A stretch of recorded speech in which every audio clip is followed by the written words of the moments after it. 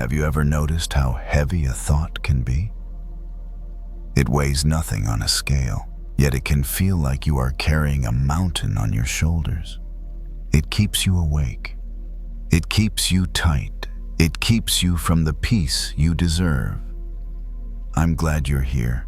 If you are listening to this, it's likely that your day has been long, or your mind is busy. Perhaps you are replaying conversations, worrying about tomorrow, or simply feeling a tension you can't quite name. That is okay. You don't need to force it to stop. And if you feel like it, you can gently let me know in the comments where you're listening from tonight. Sometimes, it's comforting to realize how many of us are quietly sharing this same moment from different corners of the world. You see, the mind is like a guardian dog. It barks at shadows because it wants to protect you. We don't need to yell at the dog to be quiet. We just need to gently let it know that we are safe, so it can lay its head down and rest. For the next hour, I am going to share a collection of stories with you. These aren't just fairy tales. They are mirrors. Some are from the Zen tradition, some from Stoic philosophy, and some are simple metaphors for the human experience. Each story revolves around two things: the art of letting go and the discovery of your inner strength. You don't need to memorize these stories. You don't even need to listen to every word. If you drift off to sleep in the middle of a sentence, that is perfect. That is the goal. Think of my voice as a gentle breeze. You can enjoy it while it's there, but you don't need to hold on to it. Get comfortable now. Adjust your pillows. Let your shoulders drop away from your ears. Unclench your jaw. Let's begin with our first journey, a journey about the weight we choose to carry.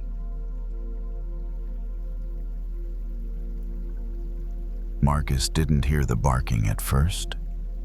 He heard the keys, that familiar metallic clatter as he dropped them into the ceramic bowl by the front door, the sound echoing just slightly in the quiet of his hallway. His shoulders were heavy in that end-of-shift way, UPS. Brown still on him, dust on his shoes, the faint ache in his calves that always showed up right when he stopped moving. It was late enough that the neighborhood looked half asleep. Porch lights were on, windows were dark. Somewhere down the street, a TV flickered behind curtains. Marcus stepped onto his driveway and stood there for a second with his hands on his hips, letting the night air cool the heat under his collar. He wasn't thinking about much.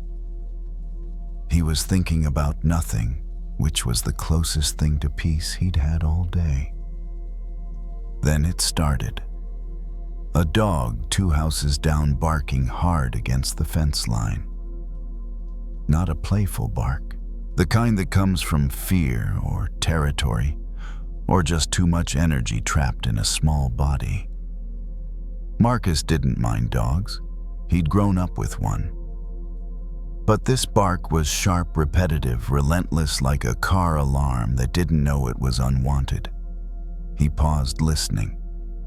1 bark became 3. 3 became 10. It didn't slow down, didn't soften. It just kept firing. Marcus felt the first spark of irritation in his chest. He'd had a day full of things like this, small annoyances that added up. A customer who yelled because a package was a day late. A car that cut him off. A supervisor who asked him to pick up the pace without asking if he'd eaten lunch.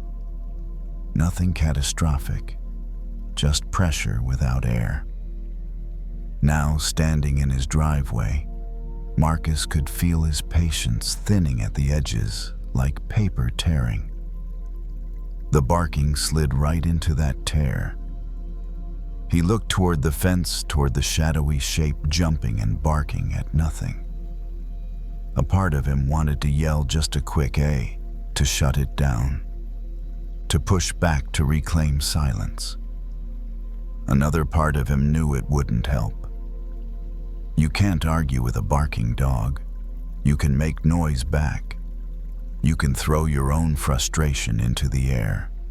You can stand there and try to win. But the dog won't suddenly understand your logic and calm down out of respect. It will just bark louder. Not because it's evil, but because it's a dog. Because barking is what it has. Marcus had learned a version of this with people too. There were people you could talk to, people whose anger still had a doorway, still had a handle you could turn, and there were people who were already past that point, already flooded, already barking. Barking back at them never made anything better. It only made more bark. Marcus walked to his front steps and sat down. Not because he was making a point, but because his legs needed it. The wooden step was cool through his pants. He rested his elbows on his knees, watching the dark street. The barking continued, but now it was a little farther from his ears. He could still hear it, but it wasn't inside him. He thought about an argument he'd had with his brother a few months ago. It started over something stupid: who would drive their mom to an appointment. It escalated quickly, like it always did. One sharp sentence, then another, then both of them saying things they didn't mean, just to feel like they weren't losing. Later, Marcus couldn't even remember the original topic. Only the heat, only the tightness in his throat, only the way his hands shook slightly after he hung up. It was like barking, not words, not conversation, just sound and defense and fear pretending to be strength. Marcus stared at the dog's yard in the distance. The fence was too high to see much, but he could hear the rhythm: bark, bark, bark, a brief pause, then more. The dog wasn't angry in a human way. It was overwhelmed. It didn't know what else to do with the feeling in its body. Marcus felt a strange tenderness in that thought. Not for the noise, but for the truth of it. He realized something else. His own irritation was the same kind of feeling. Not elegant, not wise. Just a nervous system that had been running too hard for too long, looking for a place to discharge. It would be easy to aim it outward, to yell, to blame, to make the night hold his frustration. But he didn't want to live like that anymore. He didn't want his home to become another place where he stayed tense and reactive. He wanted his driveway, his porch, his quiet street to mean something, to be a boundary between the day and the rest of his life. Marcus took a slow breath in. The air smelled faintly like cut grass and asphalt cooling down. He exhaled and felt his shoulders lower, just a notch. The barking didn't stop, but Marcus stopped tightening against it. Sometimes that's the first move of forgiveness, not toward someone else, but toward your own body. The recognition that you don't have to mirror every disturbance you hear. You don't have to become noise just because noise is nearby. Marcus sat there a while longer. The dog barked. The street stayed still. Somewhere a porch light flicked off. And without any dramatic moment, Marcus felt the urge to bark back fade. Not because he won, because he didn't play. He stood up, went inside and closed the door gently behind him. The sound sealed off the street. Not all of it, he could still hear the faint barking through the walls, but enough. Enough to rest. Inside, Marcus moved through the house slowly, like he didn't want to wake anything that had finally settled. He set his shoes by the door, washed his hands, and stood at the sink a moment longer than usual, watching the water slide over his fingers. The barking was still there, muted now by walls and distance.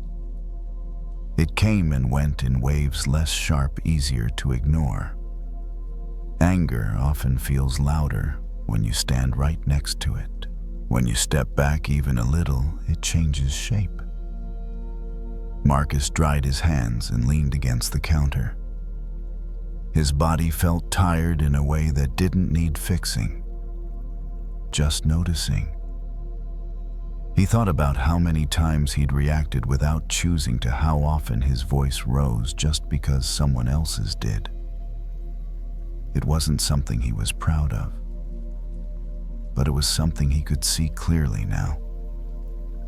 People don't bark because they're strong. They bark because they're overwhelmed. The next day, that understanding showed up again quietly when Marcus least expected it. He was on his route halfway through the afternoon when a man stormed out of a house waving a missed delivery notice. His face was red. His words came fast and sharp, one on top of the other. "This is ridiculous. I was home. You people never get it right." Marcus stood still, package scanner in hand, feeling the familiar surge rise in his chest. The reflex was there: tighten, defend, explain, push back. His body knew this dance well. For a split second, he almost joined in. Then something small interrupted the pattern. The memory of the dog, the fence, the uselessness of barking back. Marcus noticed the man's eyes, wide, wired, not listening. The words weren't an invitation to talk. They were a release valve. So Marcus didn't bark. He didn't match the volume. He didn't sharpen his tone. He didn't try to win. He stood there steady and let the man's anger pass through the air without catching it. "I hear you," Marcus said calmly. Not apologetic, not defensive, just present. The man paused just long enough for his breath to stumble.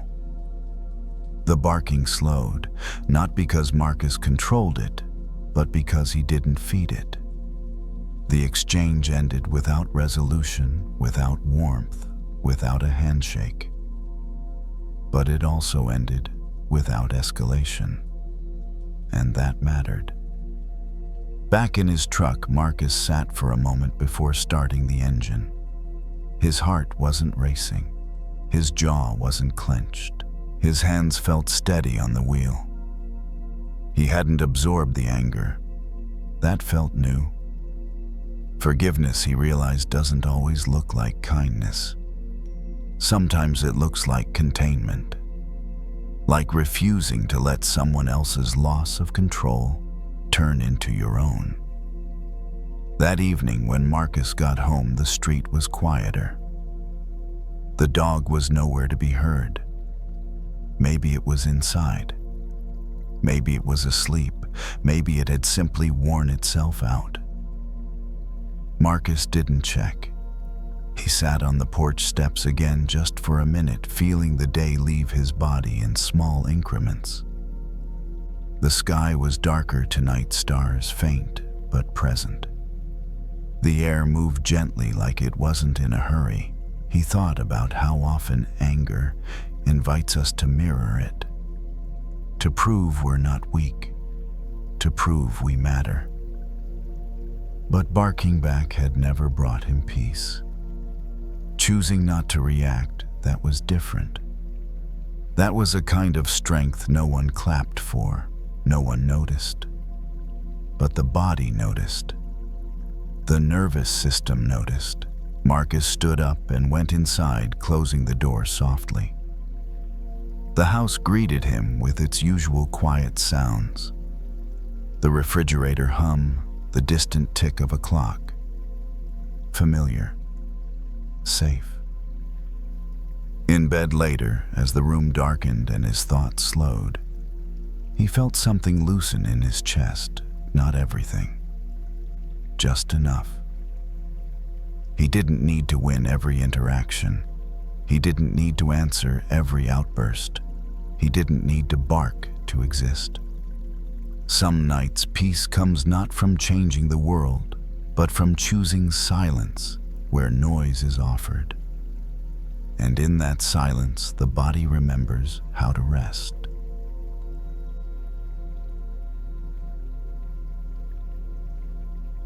Lily noticed it in the mirror before she noticed it in her thoughts. Her jaw was tight, not clenched enough to hurt, just enough to hold. The bathroom light was too bright for the hour washing her face in a pale reflection that felt more honest than flattering.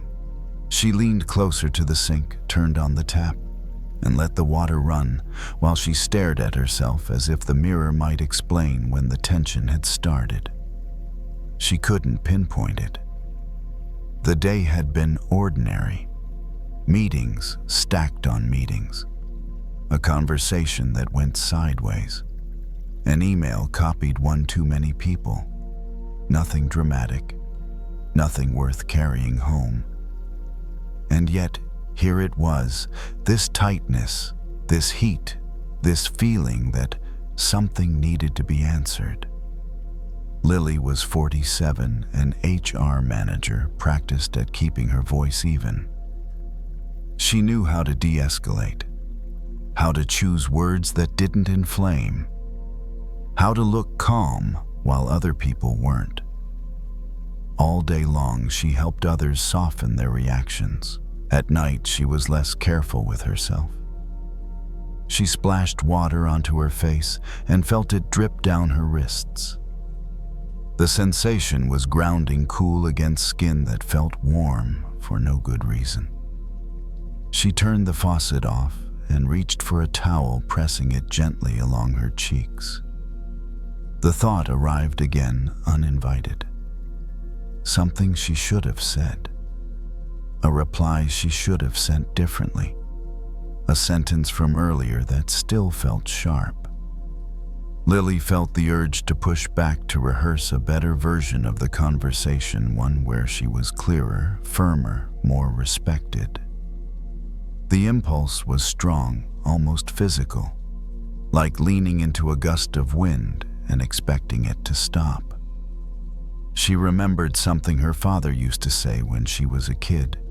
Usually when she complained about how unfair something felt. "Don't spit into the wind," he'd say. "It only comes back at you." At the time, she'd rolled her eyes. It sounded dismissive, like giving up. Standing there now, towel in hand, she understood it differently.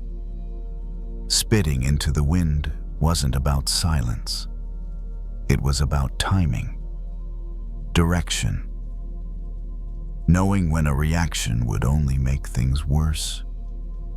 When the force you put out would return straight to your own face. Lily lowered the towel and looked again at her reflection. The tightness in her jaw was still there. The feeling hadn't gone away just because she'd named it. Anger rarely does. It lingers. It circles. It waits for a moment when you're tired enough to give it a voice. She leaned back against the counter and crossed her arms, feeling the cool edge press into her lower back. The bathroom was quiet except for the faint hum of the exhaust fan. A contained sound. Predictable. Nothing arguing back. The conversation replayed anyway. Not the words themselves, but the feeling underneath them, the sense of being misunderstood, of being held responsible for something she didn't control. Lily had spent years learning how to absorb that without flinching, how to take responsibility without taking blame. Tonight it felt heavier. She imagined sending the message she wanted to send. The sharp one, the clarifying one, the one that would finally put everything in its place. She imagined the momentary relief of hitting send. And then she imagined the reply, the defensiveness, the escalation, the back and forth that never really resolves anything, just redistributes the discomfort until everyone is tired. Spitting into the wind. Lily uncrossed her arms and rested her hands on the counter. Her fingers were cool now. The heat had moved, softened. She took a breath, not deep, not intentional. Just a breath that happened when she stopped holding it back. There was a difference between not responding and not reacting. She knew that. One was a choice. The other was a reflex. Tonight she didn't want to add her voice to the noise. Not because she was afraid, because she was done with the cycle. She turned off the bathroom light and let the room dim to the glow of the hallway lamp. The mirror faded into shadow. Without her reflection staring back, it was easier to feel what her body was doing on its own. The tightness eased a fraction. Not enough to feel resolved. Enough to feel possible. Anger, Lily realized, wasn't asking her to fight. It was asking her to stop taking the wind personally. To stop meeting force with force when the direction guaranteed pain. She moved toward the bedroom steps, slow, unhurried. The house made its nighttime sounds, pipes settling the refrigerator clicking on and off. Ordinary, unconcerned. The thought came back one last time, quieter now. The reply she hadn't sent. The words she'd swallowed. She didn't push it away. She just didn't send it into the wind. The night didn't ask her to be right. It asked her to rest. Lily slept more deeply than she expected. Not perfectly, not without waking once or twice.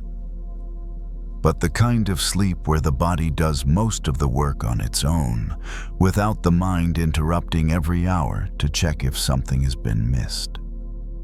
When she woke just before morning, the tightness in her jaw was gone. Not replaced by clarity or solutions, just absent. That felt like enough. In the kitchen, the early light was soft and gray. Lily filled the kettle, set it on the stove, and waited for the familiar click. The house was quiet in that gentle way it gets, before the day asks anything of you. She stood at the counter with her hands resting flat on the wood, noticing how neutral her body felt. No heat, no push. The thought from the night before tried to return. It didn't arrive with force. It arrived like a test. The unsent message. The urge to correct. To clarify. To make sure she wasn't misunderstood. Lily watched the thought come in and didn't follow it. She didn't argue with it either. She let it pass through like air moving across an open window. The kettle clicked off. Later that morning at work, the situation resurfaced. Not dramatically. Just enough to remind her it hadn't disappeared overnight. A meeting. A familiar tone. A comment that could have gone in several directions if she let it. Lily felt the first flicker of irritation rise, and then space, just a breath's worth. She noticed how quickly her body wanted to respond, how practiced the reflex was. Years of training, years of managing reactions, other people's and her own. But she also noticed something new. The irritation didn't feel like an order. It felt like information. She listened. She spoke when it was useful. She stayed quiet when it wasn't. She didn't push her point into the room, just to prove she had one. And when the meeting ended, she walked out without the familiar residue of frustration clinging to her shoulders. That surprised her. At lunch, she sat alone at a small table by the window.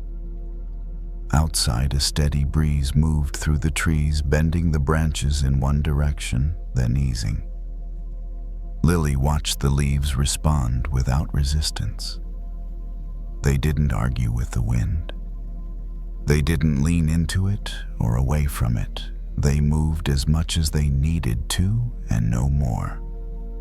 Anger, she thought, often feels like standing directly in that wind and shouting into it. Not because you think it will listen, but because you can't stand the feeling of being pushed without pushing back. But the push always comes back. That afternoon, an email arrived, the kind she would normally reread too many times. The kind that invited a defensive response if she wasn't careful. Lily read it once, then once more. She felt the old heat try to form. She closed the laptop. Not permanently, not as avoidance, just enough to keep from spitting into the wind. She stood up, stretched, and walked to the water cooler. The cold water shocked her tongue in a clean, simple way. She swallowed and felt it move through her chest, grounding her again.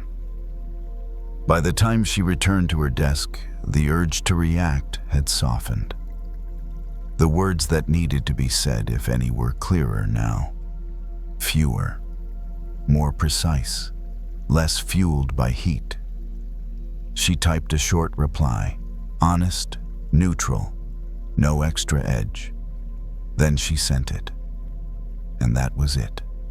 No replay, no bracing, no waiting for the impact.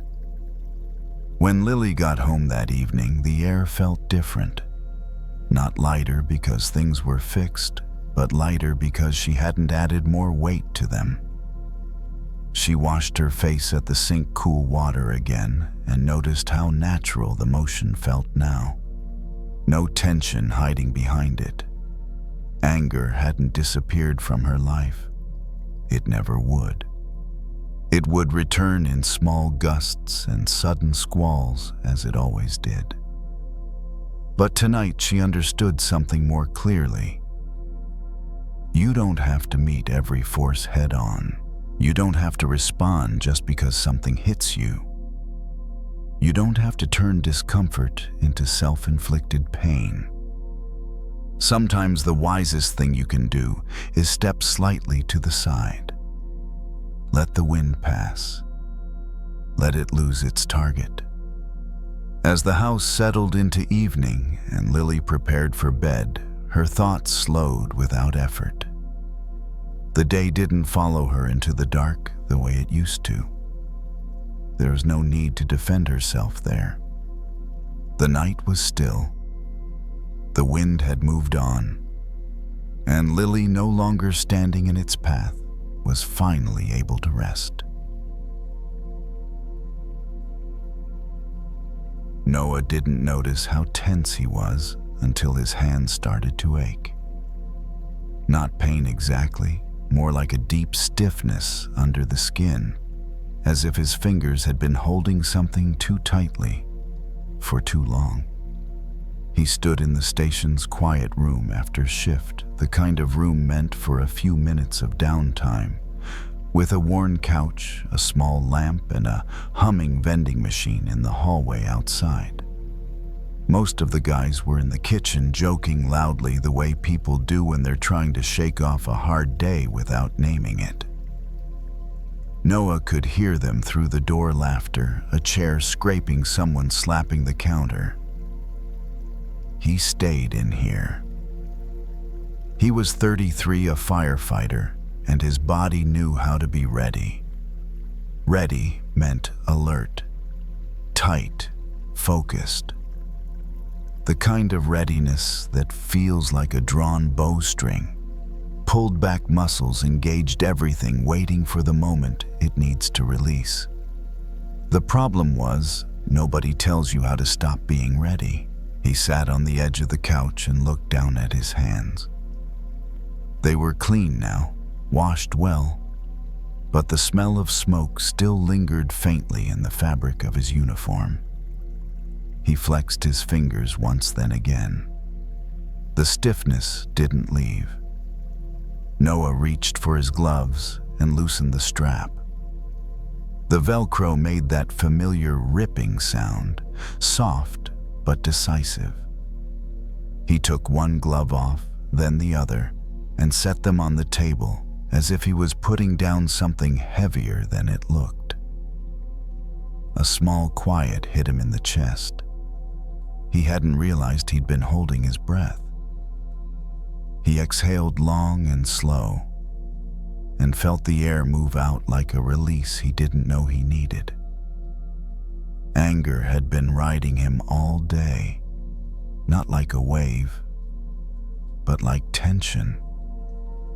Not at any one person, not in a clean direction, more like a pressure that couldn't find a place to land. A call earlier had gone sideways. A house fire that looked contained until it wasn't. A man outside screaming at them to hurry up while they were already moving as fast as human bodies could. A woman crying so hard she couldn't form words. A kid with soot on his face staring past everyone like he was somewhere else. Noah had done his job. That part was clear. What wasn't clear was what to do with what stayed in him after. Because the anger wasn't really about the man yelling, or the traffic that slowed the truck, or the supervisor who barked orders too sharply. It was about the helplessness hiding behind it. The truth nobody wanted to say out loud. Sometimes you do everything right and it still feels like not enough. Noah leaned back into the couch and let his head rest against the cushion. The lamp beside him threw a warm circle of light across the room. The rest stayed dim. He liked that. It didn't demand anything from his eyes. He thought about calling his wife, just to hear her voice. But he knew if he called now while the bowstring was still pulled tight inside him, he might snap over something small. He might bring the heat home. He didn't want to do that. Noah turned his wedding ring slowly on his finger, a habit he didn't notice until he was already doing it. The metal felt cool, grounding, real. He remembered something an older firefighter once told him years ago on his first month at the station. "You can't keep a bow drawn all night," the guy had said, half joking, half serious. "You'll ruin the string and you'll ruin your hands." At the time, Noah thought it was just about physical fatigue.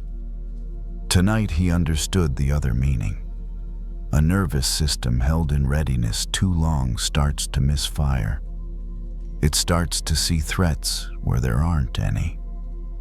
It starts to respond to harmless questions like they're alarms. It starts to treat the people you love like they're the ones who pulled the string. Noah didn't want to become that. He sat up, placed both feet flat on the floor, and let his hands rest on his thighs. He wasn't trying to meditate. He wasn't trying to be spiritual. He was just trying to loosen the string by 1 inch. He inhaled, feeling the breath fill his chest. He exhaled and imagined, quietly, without forcing it, his shoulders dropping, not collapsing, just releasing the extra effort. Outside the room, the station noise continued. Someone laughed again. The vending machine hummed. A far-off siren passed, then faded. Noah stayed where he was. He didn't chase relief. He didn't chase forgiveness for anyone. He didn't even label his anger as right or wrong. He simply noticed what it did to his body when he held it tightened, jaw-tense hands, shallow breath. And he noticed what happened when he loosened the grip, air returned. The chest softened. The ache in his hands eased just slightly. A small difference, but real. He picked up one glove again and turned it over in his hands. The glove was scuffed, darkened from use. It had protected him. It had done its job. It didn't need to stay on him forever. Noah set it down. He leaned back again, eyes half closed, and let the room exist without him managing it, without him staying on guard. In the dim light, his anger started to look less like fire and more like tension that wanted to unwind. Like a bow that had been drawn for too long and was finally being allowed to rest. Noah stayed in the quiet room longer than he meant to. Not because he was avoiding anyone, but because his body hadn't finished letting go yet. When he finally stood up, the stiffness in his hands had softened. Not gone, just less sharp. Enough that he could move without feeling like he might snap. He gathered his things and headed out to the truck. The night air outside the station was cool and smelled faintly of damp pavement. He took a deeper breath than he had all day, the kind that drops into your chest without being forced. The drive home was uneventful. Red lights, green lights, familiar turns. His mind reached for the earlier call a few times, the shouting, the smoke, the kid's face. But each time the images faded more quickly. They didn't stick the way they usually did. At home, Noah slipped his boots off by the door and set his gear down where it belonged. The house was quiet. His wife had already gone to bed, a lamp still on in the bedroom, casting a warm glow into the hallway. He paused there, keys in hand. This was usually the moment when the tension followed him inside.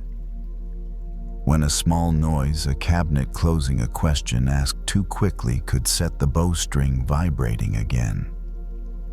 He'd learned to recognize that moment by the way his chest tightened in advance, like his body was bracing for impact. Tonight he noticed the bracing and stopped. He set his keys down gently. The sound they made was soft, unthreatening. He stepped out of his uniform and changed into something loose, something that didn't ask his body to stay ready. In the bathroom, he washed his hands and felt the warmth of the water ease the last of the tightness from his fingers. He watched the soot-colored water swirl away and disappear. The image stayed with him longer than he expected. Some things don't need to be carried forward. In bed, Noah lay on his back and stared at the ceiling fan as it turned slowly above him. His wife shifted in her sleep, murmured something unintelligible, then settled again. The sound grounded him. This was home. Not a fire, not a call, not an emergency. The anger surfaced once more, softer now, like an echo. Not at anyone in particular, just the leftover energy of a system that had been pulled to its limit. Noah didn't push it away.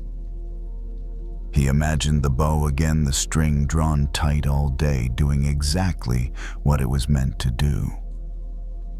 He imagined his hands loosening their hold just enough, not dropping the bow, not breaking it, just giving it space to rest. His breathing slowed without effort. In, out, steady and even. Forgiveness, he realized, didn't have to be a conversation or a declaration. It could be a physical choice. The choice to stop treating your own body like it's still in danger when the danger has passed. As the minutes went by, the day's sharp edges dulled. The tension that had nowhere to go finally found a place to land. Sleep came quietly, not as an escape, as a return. The bow, no longer drawn, rested beside him.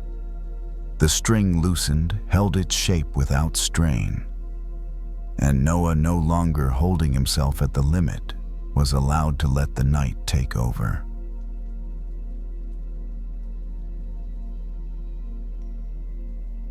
Jason didn't tell anyone he was thinking about quitting. Not because he was ashamed exactly, more because he didn't have the energy for the conversations that would follow. The encouragement, the advice, the well-meaning questions that sounded like pressure. He could already hear the phrases people used when they wanted to help. Don't give up. You're almost there. Just push through. He was 23 at community college, trying to finish a program he'd picked because it sounded practical. Something stable. Something that would make his mom relax when she asked for the 5th time in a week how school was going. That night, he sat on the edge of his bed in a small apartment he shared with 2 roommates who were both out late. The place was quiet in a lived-in way. A faint hum from the refrigerator, the soft whoosh of the ceiling fan, the occasional pop of the heater turning on and off. His desk lamp was on, angled downward, so the rest of the room stayed dim. In front of him was a stack of papers, a course withdrawal form, a printout of his grades, and an email from the financial aid office he hadn't opened yet. The papers weren't dramatic, but they carried weight. The kind of weight that sat in your throat. Jason picked up the withdrawal form and read the lines again, even though he already knew what it said. Name, student ID, class, signature, date. It was strange how something that could change your life could look so ordinary on paper. He put it down and reached for his phone, then stopped. He wasn't looking for distraction. He was looking for relief. But the kind of relief he usually reached for, scrolling, checking, refreshing, didn't actually relieve anything. It just delayed the moment when he had to feel what he was feeling. Jason leaned back against the wall and let his head rest there. His eyes stayed open, unfocused on the dark corner of the room. He wasn't scared of failure in a loud way. He wasn't panicking. What he felt was quieter and heavier. The fear that he was stuck, that nothing in him was changing, that he'd keep trying and keep feeling like the same anxious, uncertain person who didn't know what he was doing. He'd been telling himself for months that he just needed to work harder, sleep less, focus more, be tougher. But lately, the harder he pushed, the worse he felt. Not just tired thin, like something in him was wearing down. His shoulders ached from sitting tense all day. His jaw felt tight. Even his hands resting on his knees had a slight tremble to them, like they didn't trust stillness. Jason stared at the papers again. The thought that kept returning wasn't, "I want to quit." It was, I don't want to hurt like this anymore. And that difference mattered even if he couldn't explain it yet. He got up and walked to the tiny kitchen. The floor was cold under his feet. He poured a glass of water and took a slow drink. The water tasted plain, almost sweet, in how uncomplicated it was. He stood there a moment, listening to the refrigerator hum. A steady sound, not asking anything from him. On the counter was a grocery store flyer one of his roommates had left behind. Most of it was ads. But on the back, there was a small picture of a butterfly, part of a spring gardening section. Jason didn't care about gardening. Still, his eyes paused there. A butterfly. Bright wings. Lightness. He thought randomly of how a caterpillar becomes one. Not the pretty part, the slow part. The part people didn't post, the part where it disappears into something tight and sealed and confusing. It wasn't a neat transformation. It was a messy one, a dissolving. Jason had seen a video once in a biology class he barely remembered of a caterpillar turning into a chrysalis. He'd expected it to look like a simple upgrade, like a costume change. Instead, it looked like an ending, like the caterpillar was giving up its shape, like it was surrendering to something it didn't understand. And then later, something new came out. Jason set the glass down and went back to his room. He didn't feel inspired. He didn't suddenly know what to do. But the image stayed with him, not the butterfly, but the chrysalis, the in-between place. Maybe that was where he was. Not failing, not succeeding, just changing. He sat down again, the withdrawal form still on the bed beside him. His fingers hovered over the paper. He didn't sign. He didn't tear it up either. He simply let it be there without forcing a decision out of himself. The ceiling fan moved the air in a slow circle, over and over, like time doing what time does. Jason exhaled longer than he meant to. The tightness in his chest softened a little, not because his problems were solved, but because he'd stopped squeezing himself for an answer. Sometimes the pain isn't punishment. Sometimes it's the skin getting too small. He didn't need to call it growth. He didn't need to call it transformation. He only needed to admit the truth of it. The old way he'd been living didn't fit anymore. And maybe the next thing wouldn't arrive through force. Maybe it would arrive through letting something end.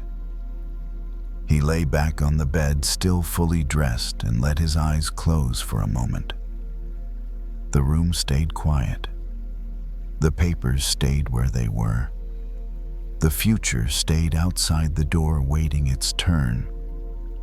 For now, Jason was allowed to be in the in-between.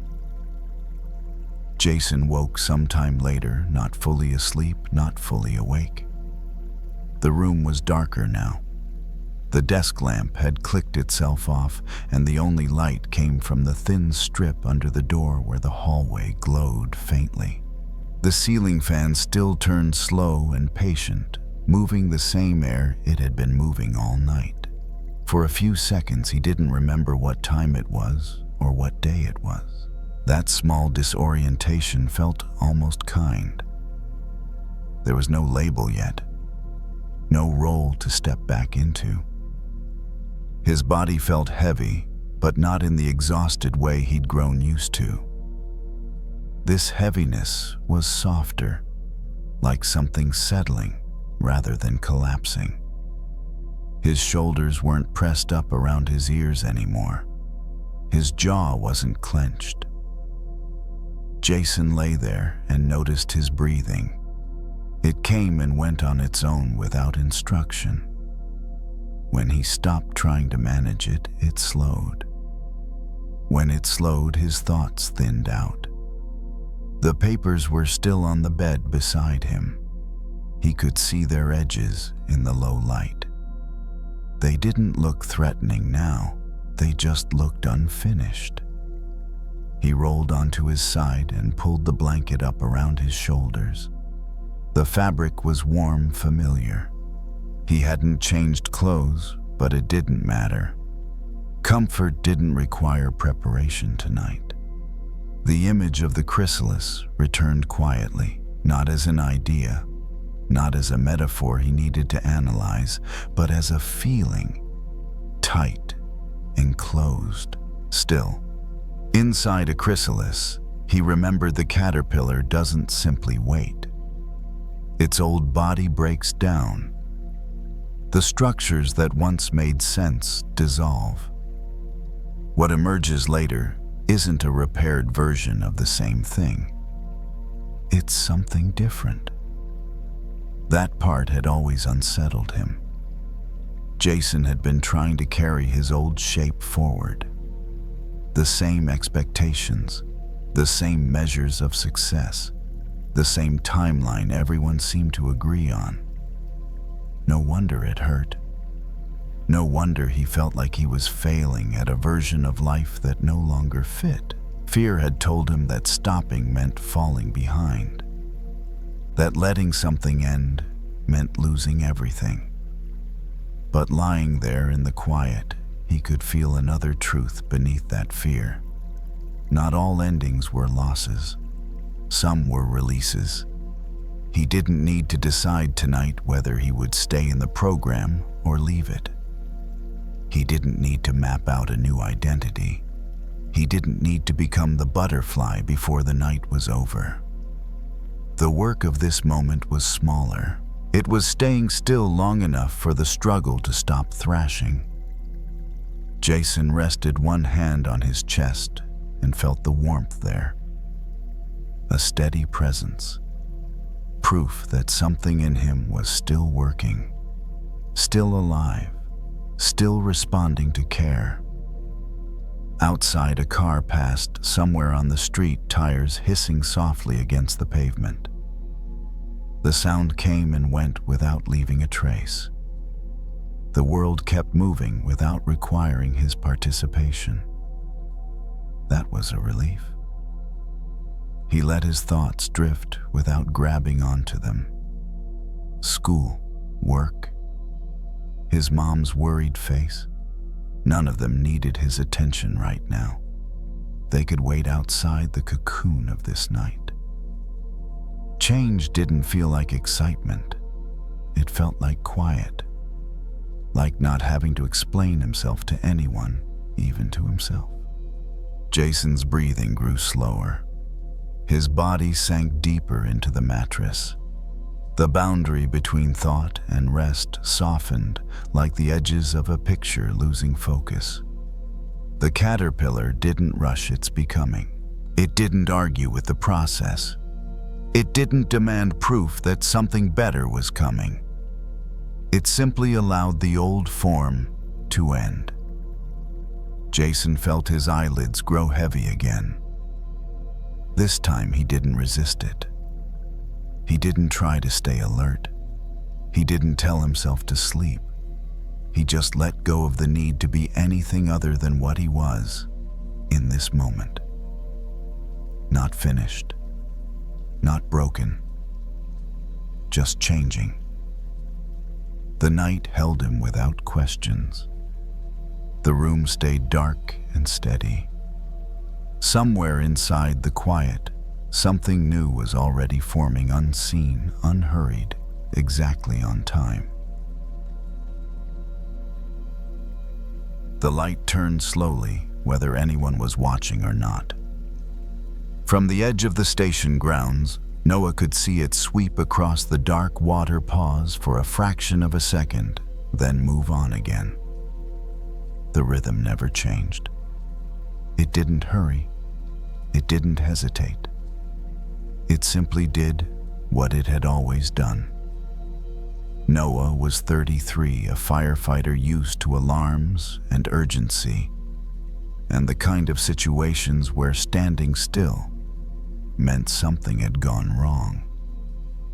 But tonight there were no calls coming in. The station was quiet in that rare, held-breath way that only happened late at night.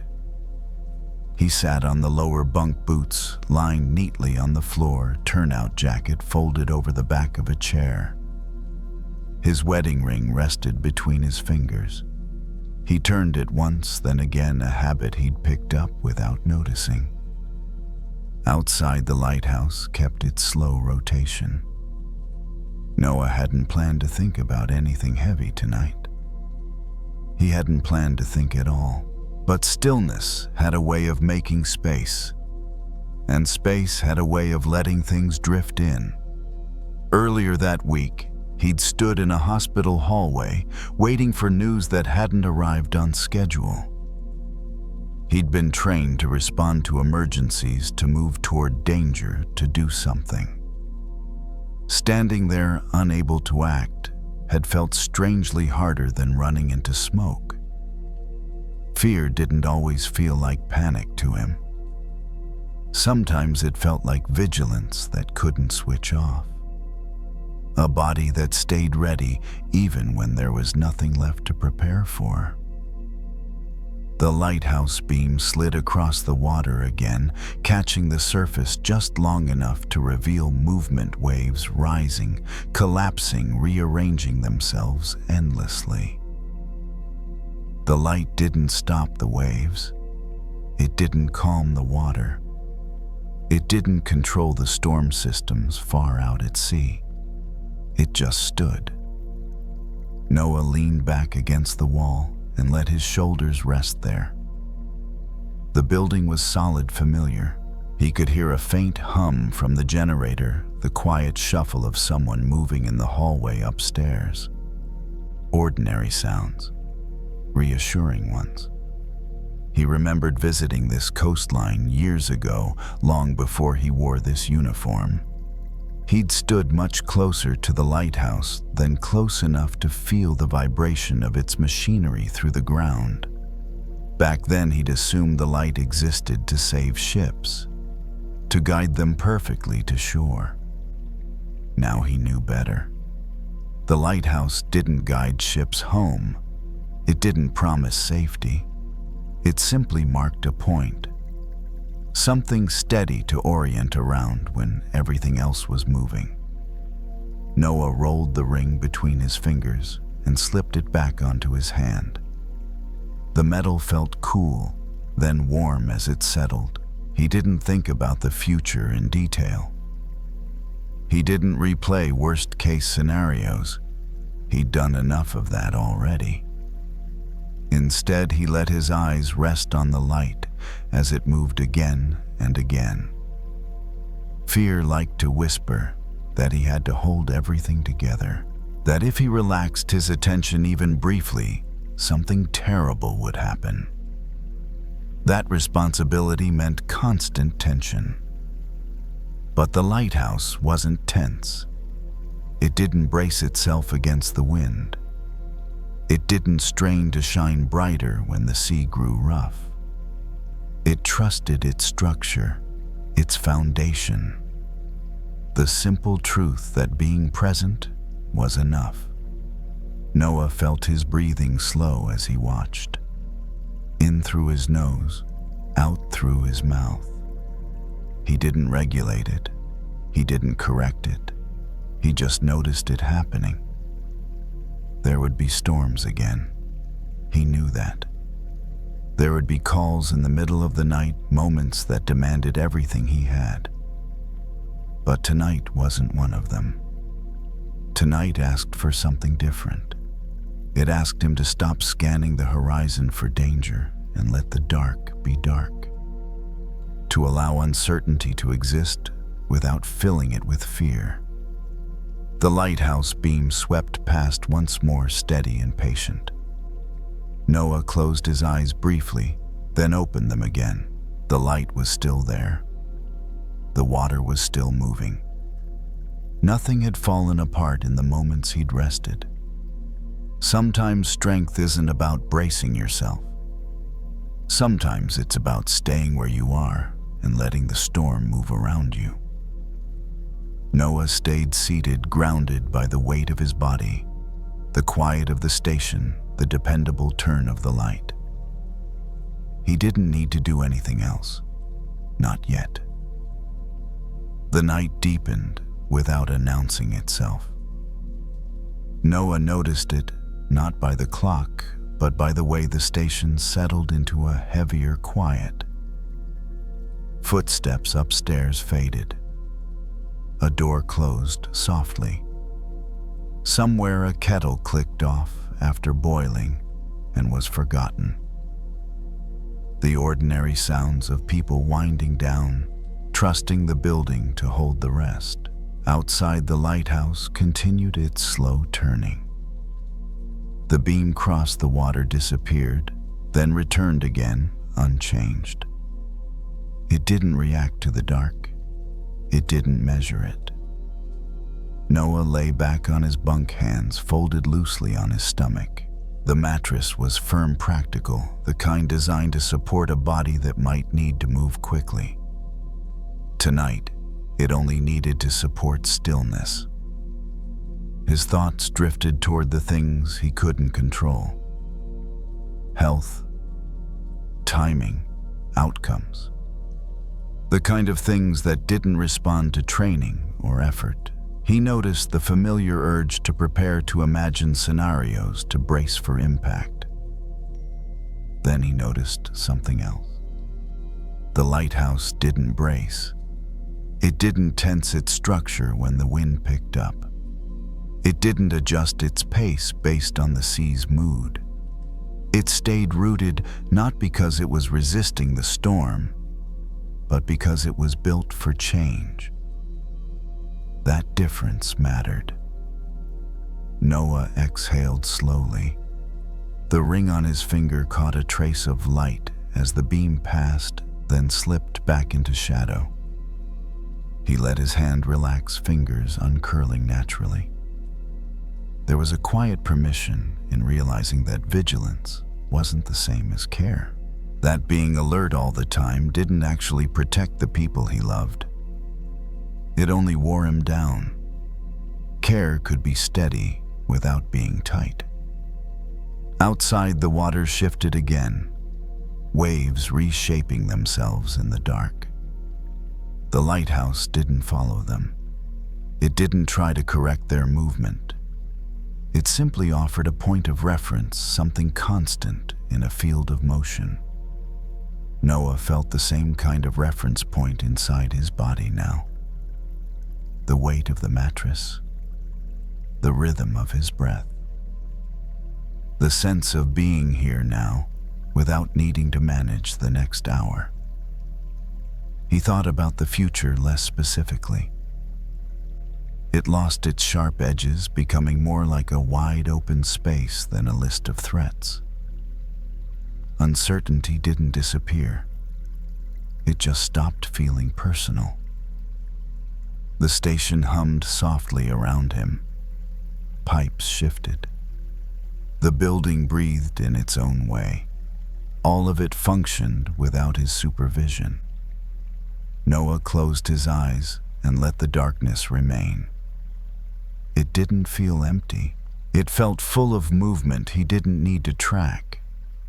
The lighthouse beam passed again, unseen this time, but still there. He didn't need to see it to trust it. There was a kind of strength in that, in knowing that steadiness didn't require constant attention. That support didn't vanish just because you stopped watching it. Noah's breathing slowed further. His body softened against the mattress. The tension he carried as a second skin loosened layer by layer. Storms would come and go, waves would rise and fall. Some nights would ask more of him than others, but not this one. Tonight was allowed to be simple, The lighthouse would keep turning. The sea would keep moving. And he could rest inside that rhythm without holding it together. As sleep approached, Noah felt something settle, not certainty, but trust. Trust that being present was enough. Trust that he didn't need to shine brighter or stand taller to be useful. The light did not compete with the dark, it simply remained. And in that quiet, unwavering presence, Noah let himself be held by the night, knowing that when morning came, the world would still be there, changed perhaps, but steady enough to meet him.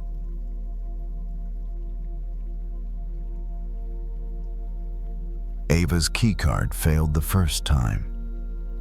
She stood in the hotel hallway, suitcase beside her, and tried again.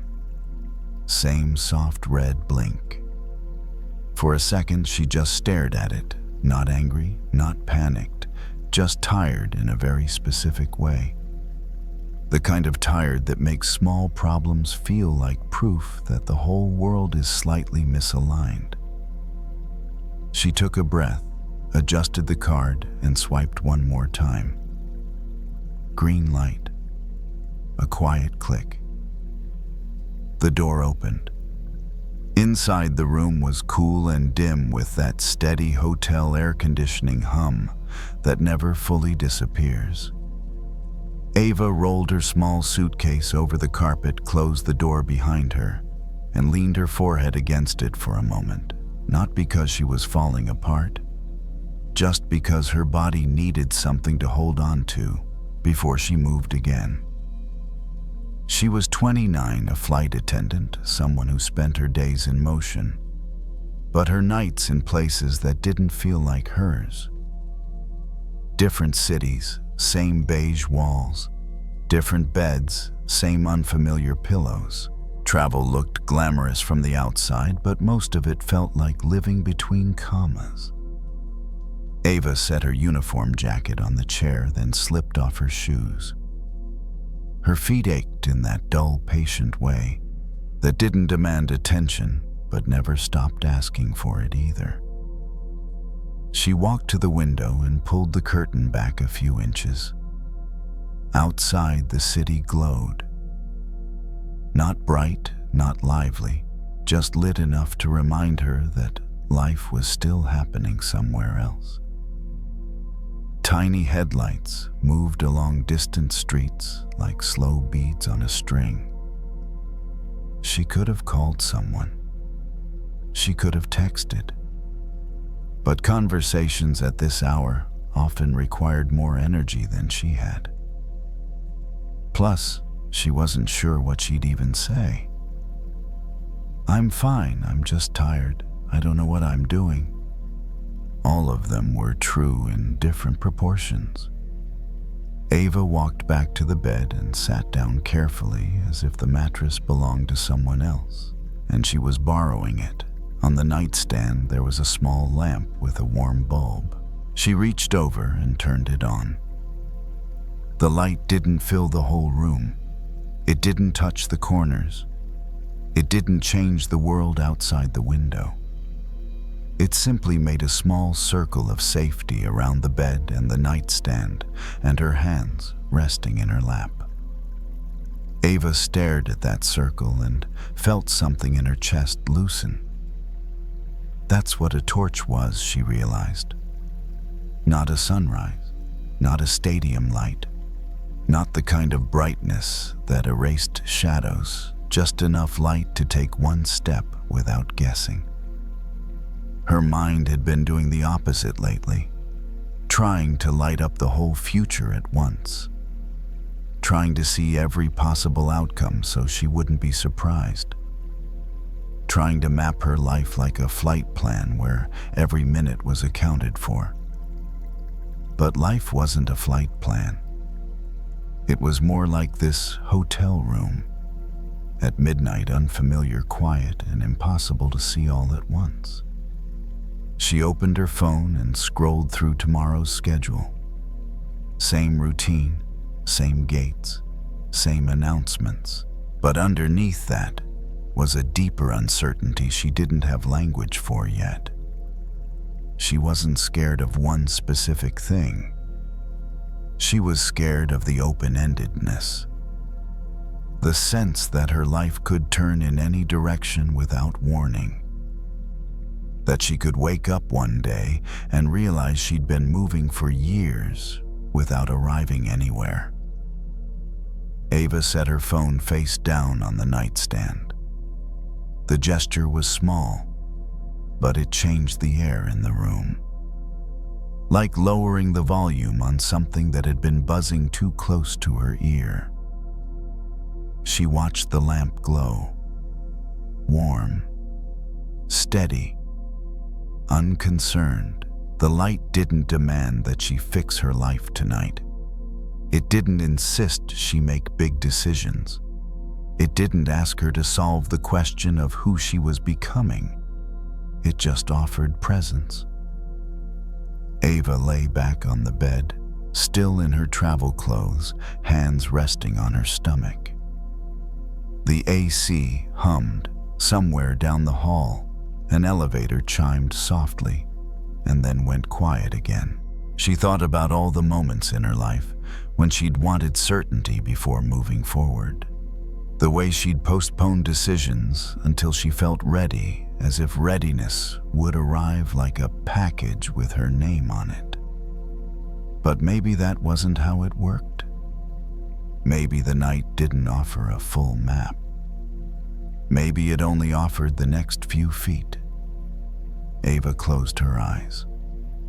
The circle of light behind her eyelids was still there, warm and calm. She didn't try to force sleep. She didn't try to force clarity.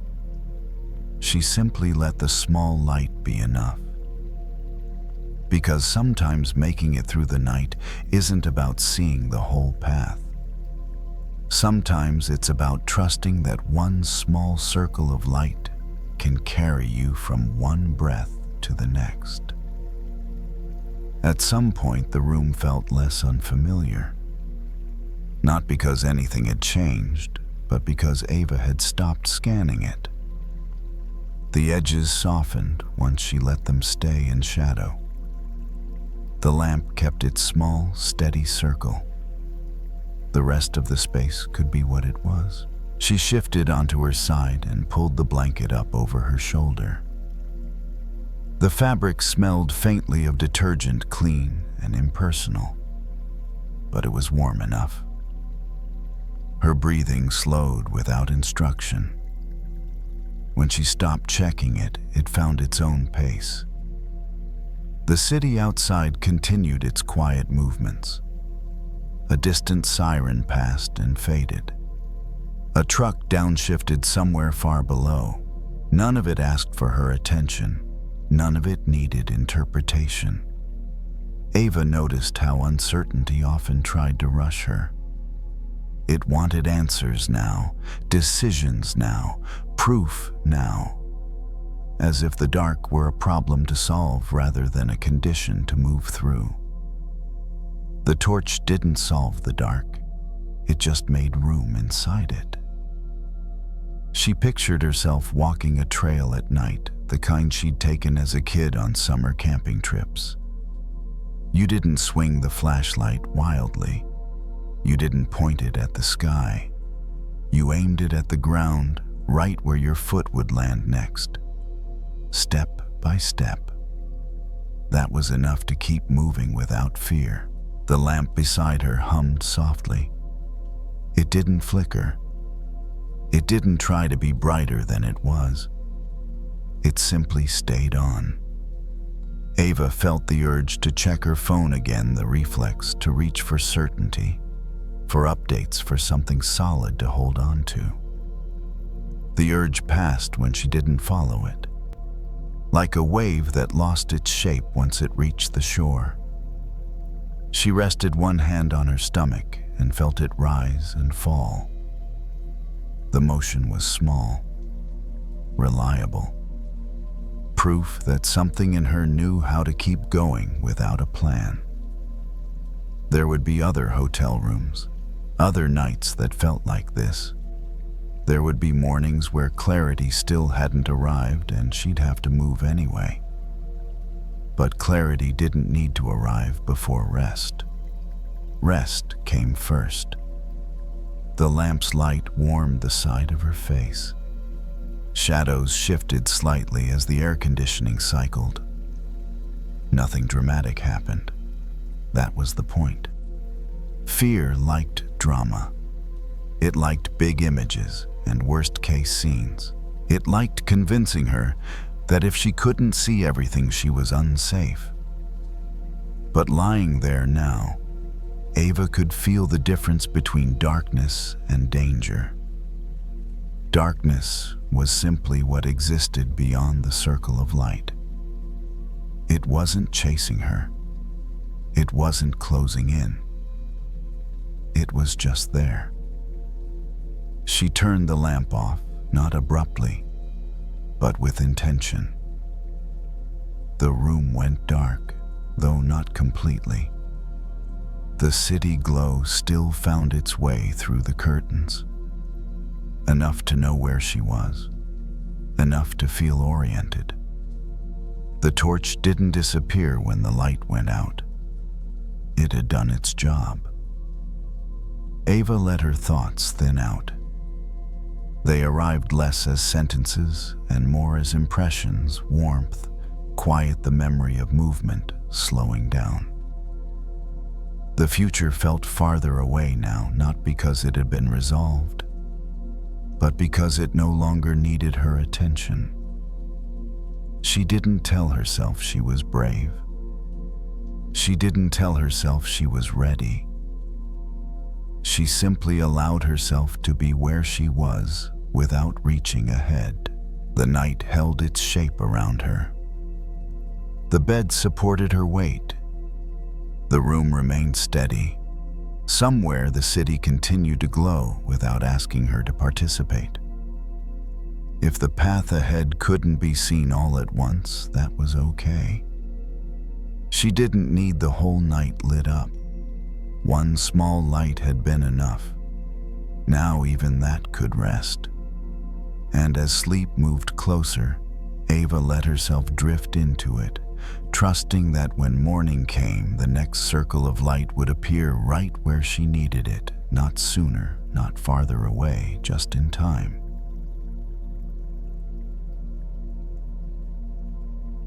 There are days when Ava doesn't realize she's been holding her breath until her body starts to feel tired, not holding her breath in the literal way, like underwater, but the everyday kind of holding belly, slightly tight chest, a little constricted shoulders, subtly lifted as if relaxing would cause everything to slip out of her hands. It's a small, quiet reflex, but when it lasts long enough, it turns into a kind of exhaustion that's hard to name. Ava is 29, a flight attendant.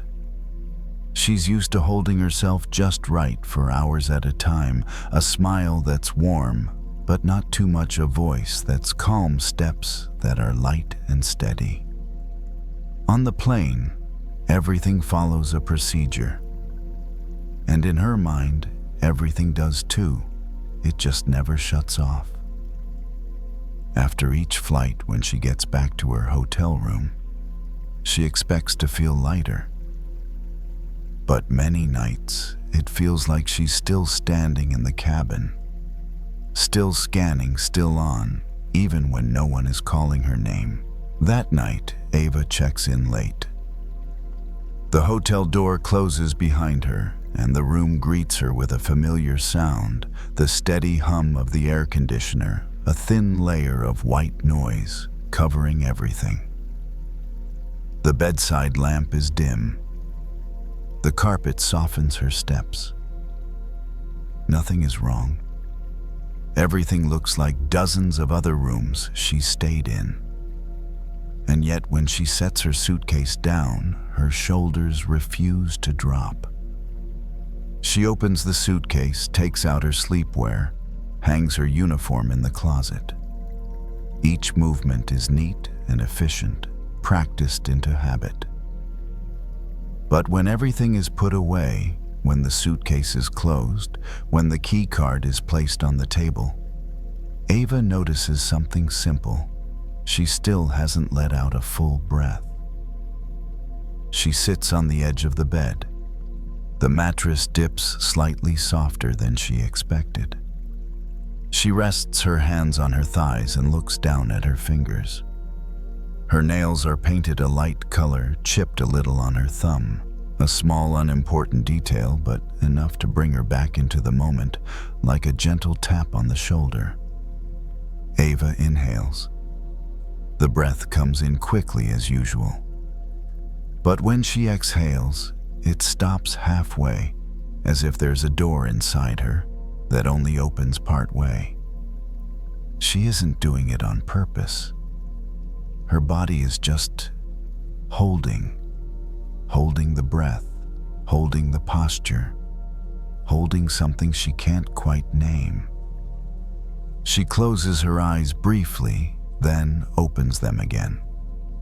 Not to meditate, just to check where she actually is.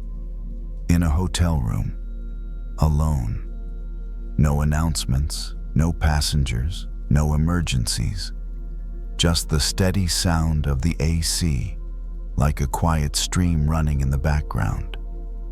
And still in her mind, tomorrow has already started. The alarm time, the early flight, the shuttle schedule, messages she hasn't replied to. Something someone said on the last flight that she keeps replaying, wondering if she should have responded differently. None of it is a disaster. It's just a lot. And when it's a lot, her body automatically chooses a familiar response. Hold tight. There's a moment when Ava notices the simplest thing of all. She's trying to take in more air without fully breathing out. Like pouring water into a glass that's already full. The water can't go in, it just spills over, creating a mess. And in the body that spill isn't water, it's tension. She places one hand on her chest, the other on her belly, the way she was once taught in a breathing class years ago. Not to do it right, just to feel. The AC keeps humming. The light stays warm. The room remains safe. Then she tries to breathe out a little longer, as if exhaling through a narrow straw. Slow, thin. Not forced, just extended. That exhale doesn't change her life. It doesn't erase tomorrow's schedule. It doesn't silence her thoughts right away. But it creates something small, a bit of space. And in that space, Ava realizes she doesn't have to hold everything with her body. She can let the breath do its job. And when the breath is allowed to fully leave, there's naturally room for the next one to come in. She exhales again. This time her shoulders drop a little. Her jaw unclenches. Her belly softens, as if her body has finally received the message. Tonight you don't need to stand guard. If you're listening and you recognize this quiet way of holding in the chest, in the shoulders, in the mind, that's okay. You don't need to fix it right now. Just notice it. Maybe try one longer exhale than usual, like setting down something you've been carrying all day. Ava remains seated on the edge of the bed, eyes resting on the warm light. And for the first time that evening, she feels like she can stay in her body, instead of running endlessly in her head. Ava stays there a little longer. Not because she's trying to do anything the right way, but because there's no reason to hurry. When the exhale is allowed to travel its full length, her body seems to slow down with it. Not the heavy kind of slow, but the safe kind. Like when a plane has finished descending. and no longer needs to hold speed. She leans back against the headboard. The pillow supports her shoulders, soft and warm. The air conditioner continues its steady hum, unchanged, asking nothing of her attention. Ava rests a hand on her belly, just to feel the subtle movement of breathing. No counting, no timing. Just noticing breath in, breath out. Enough. A thought passes by, a faint image of tomorrow. But it doesn't pull a whole chain of thoughts in with it like usual. It arrives, pauses at the doorway, as if unsure whether to enter. And when Ava doesn't open the door, it leaves on its own. No drama, no struggle. She lies down. The mattress receives her as if it's been waiting. Ava pulls the blanket up to her chest. The fabric feels cool and light. She doesn't adjust the pillow again and again. She doesn't search for the perfect position. She just lets her weight be held. There's a feeling here that's different from giving up. It's the feeling of being supported without needing to do anything else. Her breathing is longer now, not because she's stretching it, but because nothing is holding it back. As she exhales, it feels like opening a small door inside herself, letting out what's built up all day, unsaid words, held smiles, unnecessary alerts. They don't disappear instantly, but they grow lighter, like luggage being set down on the floor. Ava realizes something very simple all day long. She's taken so much in sounds, requests, other people's emotions. But she rarely lets enough out. And a body that doesn't get to exhale fully will hold on to everything, even what it doesn't need. Tonight, just allowing a little release is enough to create space. The warm light spills across the ceiling. The shadows are soft without sharp edges. Ava doesn't stare at them. She lets her eyes stay half closed, just enough for the light to blur. The sound of the AC becomes more distant, like a stream farther away. In that space, she feels her heartbeat slow, not from exhaustion, but from safety. If an inhale comes and feels crowded, Ava lets it come only as far as it can. She doesn't force more in, no pushing. Then she exhales just a little longer, like the tide coming in, going out. The shore doesn't have to do anything. For a brief moment, a thought appears, I'm okay. And then she lets it drift away without holding on to it. No need to confirm it. No need to label it. A feeling of okayness doesn't need to be gripped to stay. If you're listening and you notice your chest feeling lighter, your belly softer, you can let that be. There's nothing else you need to do. And if you don't notice anything at all, that's fine too. Your breath is still doing its work, even when you're not paying attention. Ava lets one exhale finish completely. Then another. The space between breaths grows longer.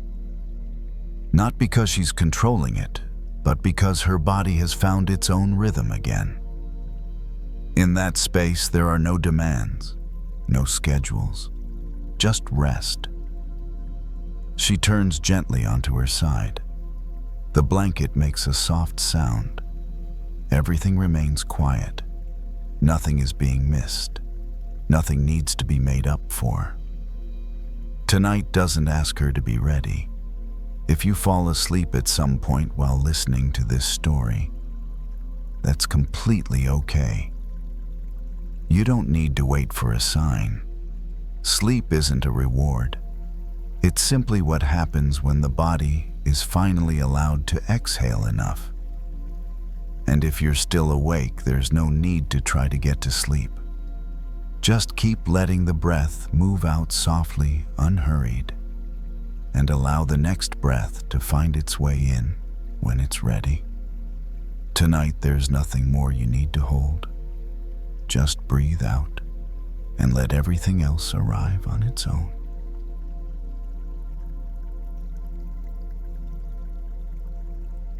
Carla has always thought of herself as someone who knows how to care, caring at the right moment, checking in just enough, remembering small details that others tend to forget.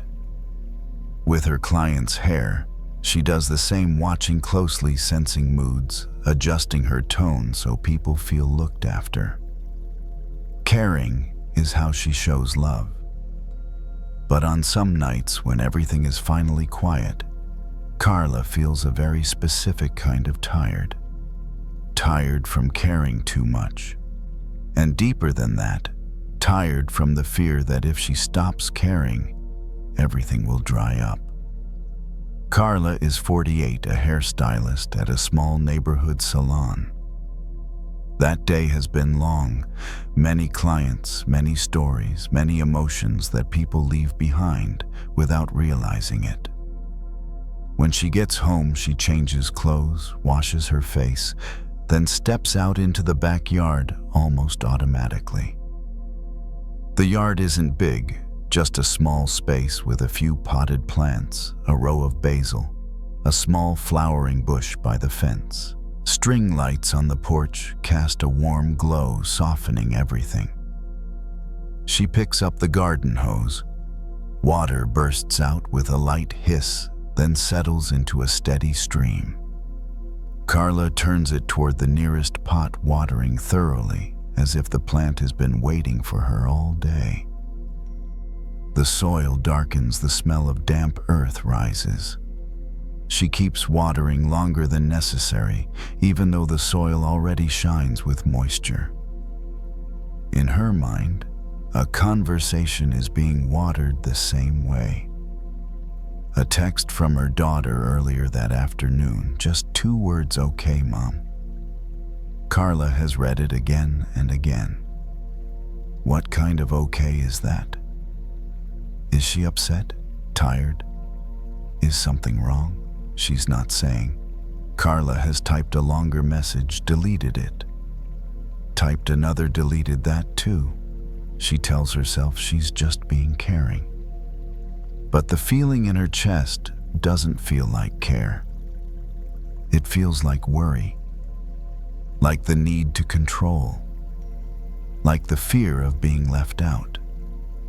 Carla moves to the second pot. A small plant she only planted a few weeks ago. The leaves are still thin and new. She waters more gently, but still too much.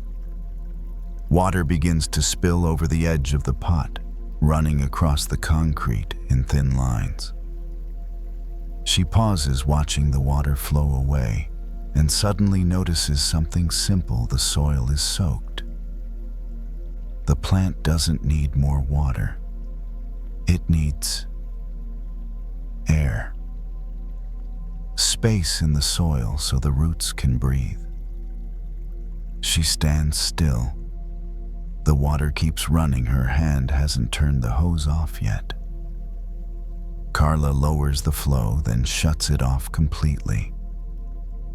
The quiet that follows is surprisingly loud. Like turning off a machine that's been running all day and suddenly hearing the house breathe. Carla looks down at the pot. The soil is saturated. Droplets cling to the surface. She remembers something a client once said about love. "I cared so much, I made them feel suffocated." At the time, Carla nodded like it was someone else's story. Tonight, the words return and rest gently on her chest. Some relationships are like plants. They need care. But if you water them every day, watering to be sure, watering because you're afraid they'll die, the roots lose their space to breathe. Not because the other person doesn't need love, but because love mixed with anxiety turns into pressure. Carla leans the hose against the wall and sits down on the back steps. The string lights cast a warm glow across her knees. The night air is cool. She hears distant cars, insects, and the sound of her own heart beating a little fast with a familiar restlessness. What if I don't text again?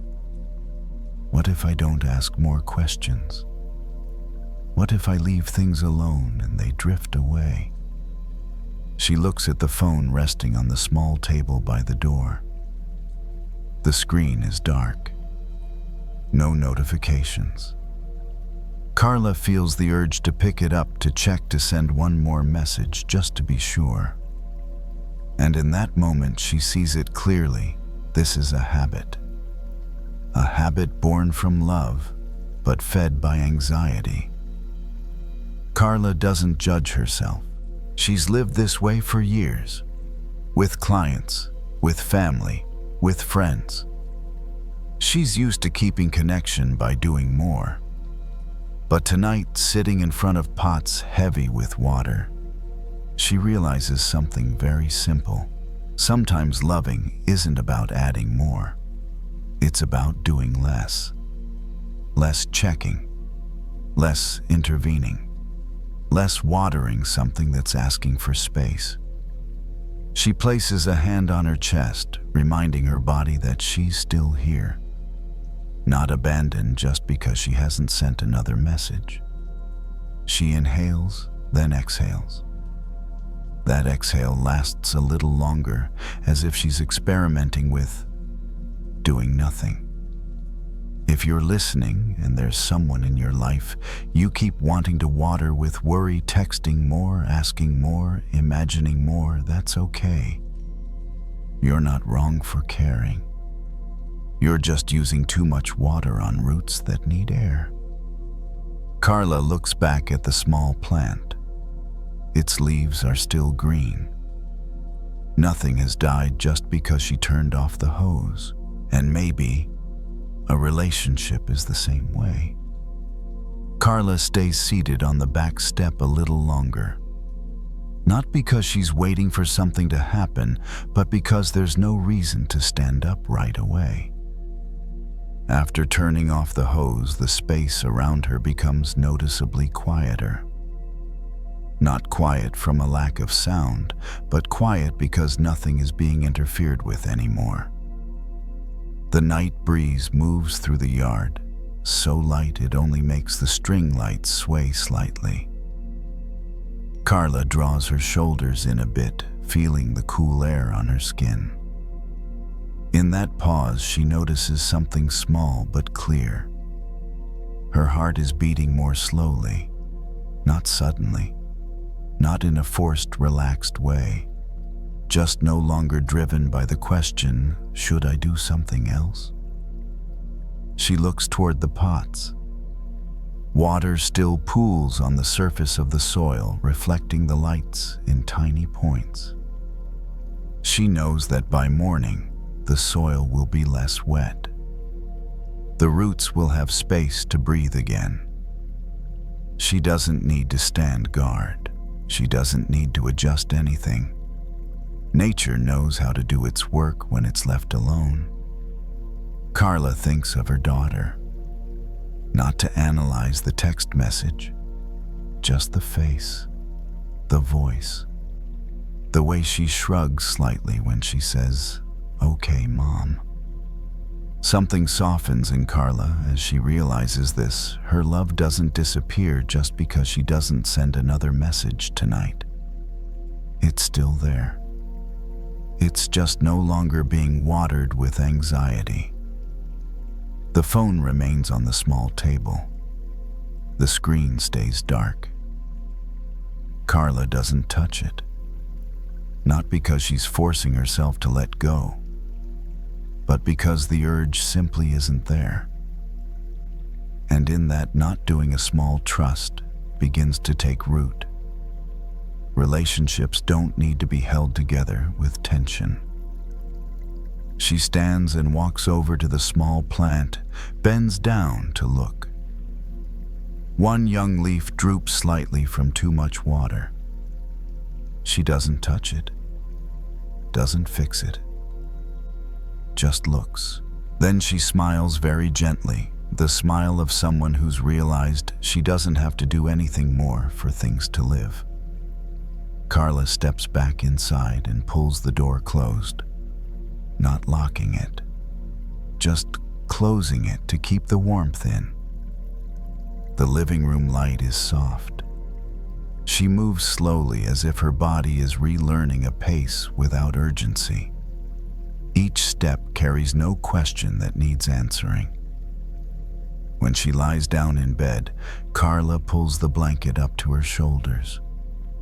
The fabric is soft. She places one hand on her belly, the other resting naturally at her side.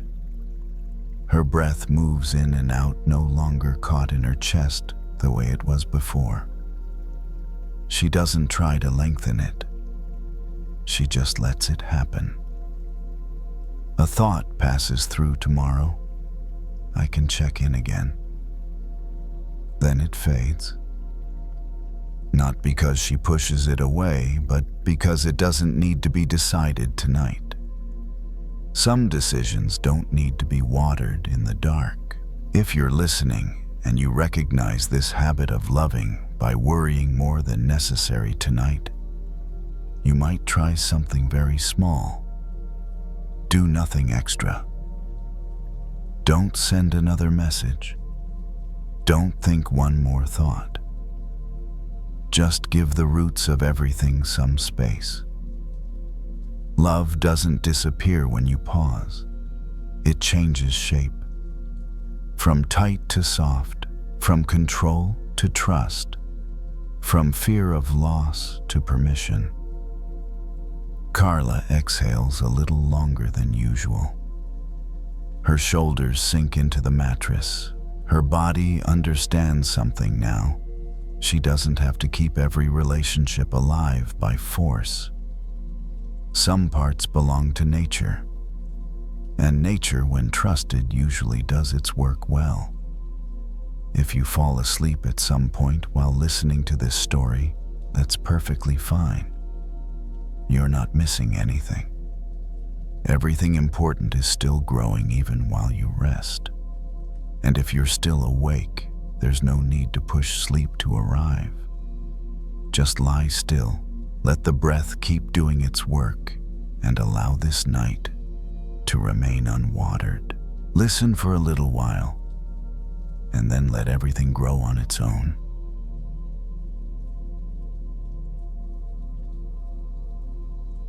Sometimes exhaustion doesn't come from doing too much. It comes from repeating the same familiar motion over and over, without realizing you're not actually going anywhere. Kevin knows that feeling. It's like watching a hamster in a small cage, running fast, completely focused, the wheels spinning hard, while the cage itself stays exactly where it is. Kevin is 37, an accountant. This time of year is busy.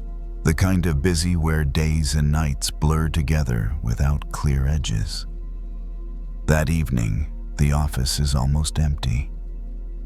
The fluorescent lights hum softly overhead. The air conditioning blows steadily colder than necessary.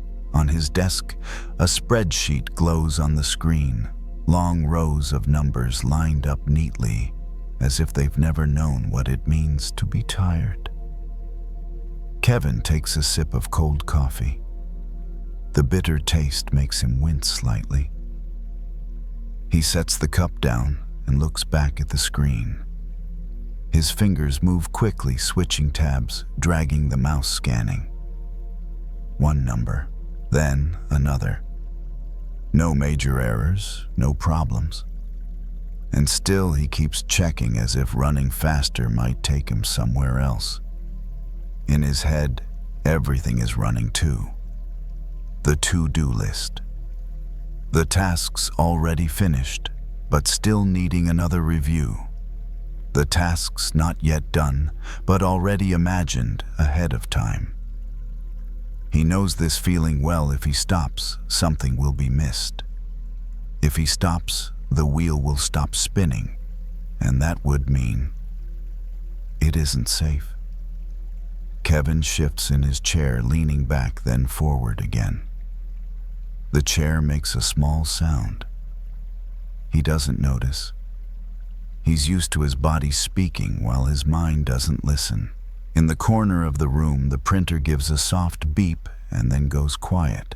There's no one there to print anything else. He suddenly realizes he's doing the same check for the third time. Not because the data has changed, just because the feeling inside him hasn't settled yet. Like the hamster that keeps running, not because there's a path, but because it doesn't know how to stand still inside the wheel. Kevin lifts a hand to his forehead. His skin feels tight. His eyes ache. But what exhausts him most isn't the number of hours worked. It's the sense of not getting anywhere. The feeling that no matter how fast he runs tomorrow, will just begin with another wheel. There's a very small moment when he stops moving the mouse. The cursor freezes. The numbers don't shift. And in that moment, nothing collapses. No alarms, no urgent emails, just the hum of the air conditioner and the steady light above. Kevin notices he's been holding his breath, not completely, just tight in the chest, like he's bracing for the next sprint. He exhales, not deeply, just enough to notice how many times he's been breathing in without ever paying attention. He looks at the spreadsheet one more time, then closes it, not because the work is finished, but because this round of running is enough for tonight. The screen shifts to the quieter desktop. The blue light softens. In his chest, a small space opens up, unfamiliar, but not frightening. Kevin stands and walks a few steps around his desk. The office carpet muffles his footsteps. He looks out the window. The city lights are still there, glowing in the night, but nothing is asking him to join in. Not every wheel needs you to run inside it. There's a truth Kevin has never really named before. Constant motion creates the feeling of control. Stopping doesn't. And that's why stopping can feel unsettling. But tonight in the empty office, he realizes something very simple.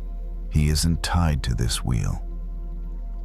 It only keeps spinning because he keeps running. He returns to his desk, gathers a few papers, and turns off the desk lamp. The room grows dimmer, softer. Kevin doesn't feel done, but he feels enough for now. If you're listening and you recognize this feeling of running endlessly in your own mind from one thought to the next, that's okay. You're not lazy.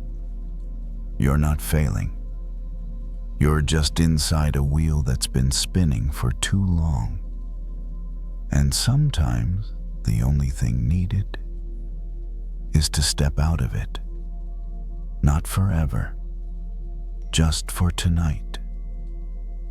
Kevin stands still in the office for a little while longer after turning off his desk lamp. Not because he's debating whether to keep working, but because his body is getting used to not having to lunge forward.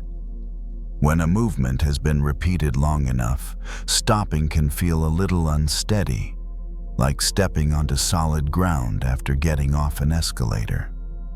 He puts on his jacket, turns off the monitor, then reaches up and switches off the ceiling lights. The room sinks into the dim glow from the hallway. The air conditioner keeps humming, but now it sounds farther away, like a noise that no longer needs attention. Kevin locks the door. The soft click of the lock is small, but enough to mark the end of a running cycle. The office hallway is empty. The carpet absorbs sound, softening everything. Kevin walks slowly, not because he's exhausted, but because there's no reason to rush anymore. When he reaches the parking lot, the air feels cooler. He inhales, then exhales, this time more fully. Not as an exercise, just because the breath finally has room to go somewhere. Inside the car, Kevin sits for a moment before starting the engine. His hands rest on the steering wheel. The dashboard is still dark. There's a strange but pleasant feeling, no to-do list right now. No spreadsheets, no wheel. He starts the car and drives out slowly. Streetlights form a chain of glowing circles ahead of him. Kevin doesn't turn on music, not because he wants silence, but because silence is already there. Each circle of light passes like a breath. No counting. No need to arrive sooner. A thought flickers. What about tomorrow? It appears then isn't fed. Kevin doesn't push it away. He just doesn't run after it.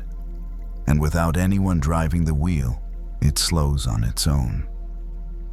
When he gets home, Kevin takes off his shoes and sets his keys on the table. The apartment is quiet. The living room light is soft. He goes straight to the kitchen and pours a glass of water. Drinks slowly. The coolness moving down his throat feels real. Simple. It brings him back into his body, away from the familiar orbit of numbers. He sits down on the sofa. He doesn't open his laptop. He doesn't check his phone. Not out of discipline, but because the urge isn't there anymore. Kevin realizes something. The urge to run comes from the belief that if he stops, everything will fall apart. But tonight, everything is still standing. Nothing collapses. Nothing demands. He leans back and lets his head rest.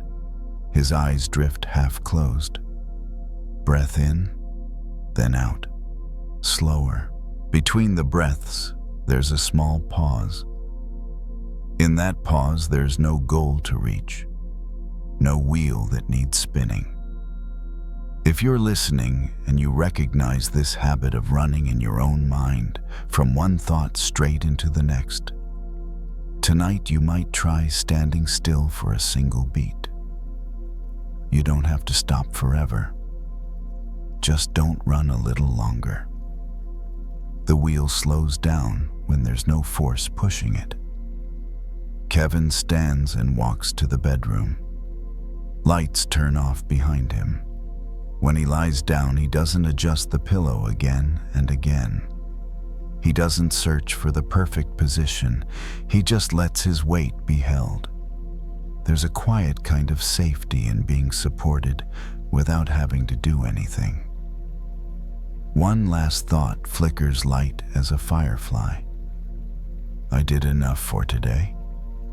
Kevin doesn't hold on to it. There's no need.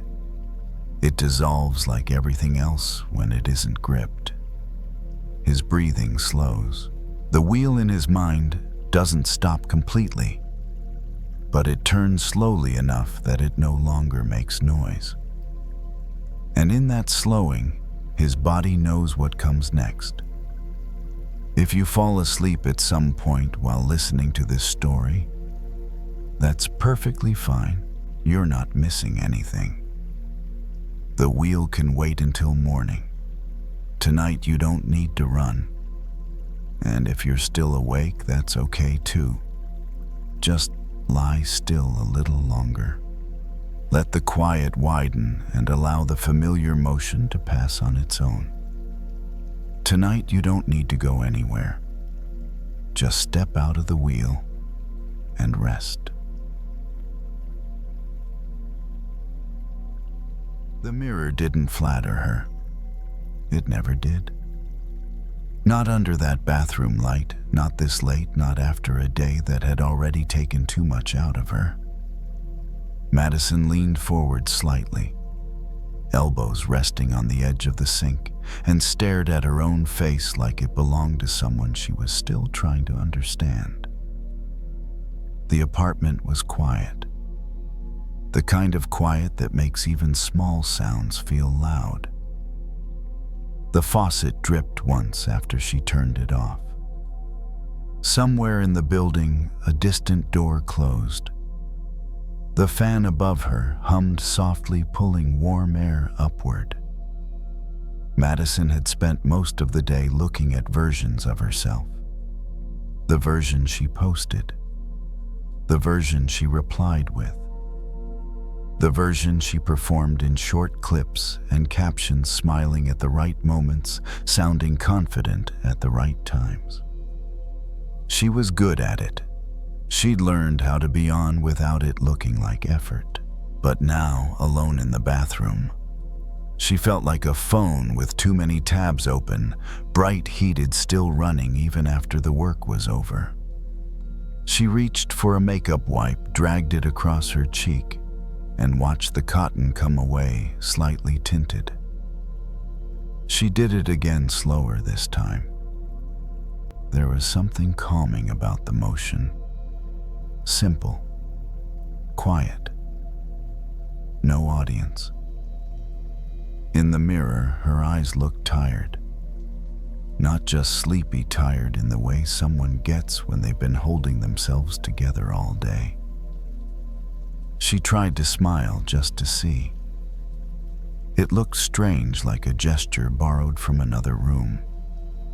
She let it drop. Madison wasn't having a crisis. Nothing dramatic had happened. No breakup, no scandal, no big failure. It was smaller than that and somehow harder to name.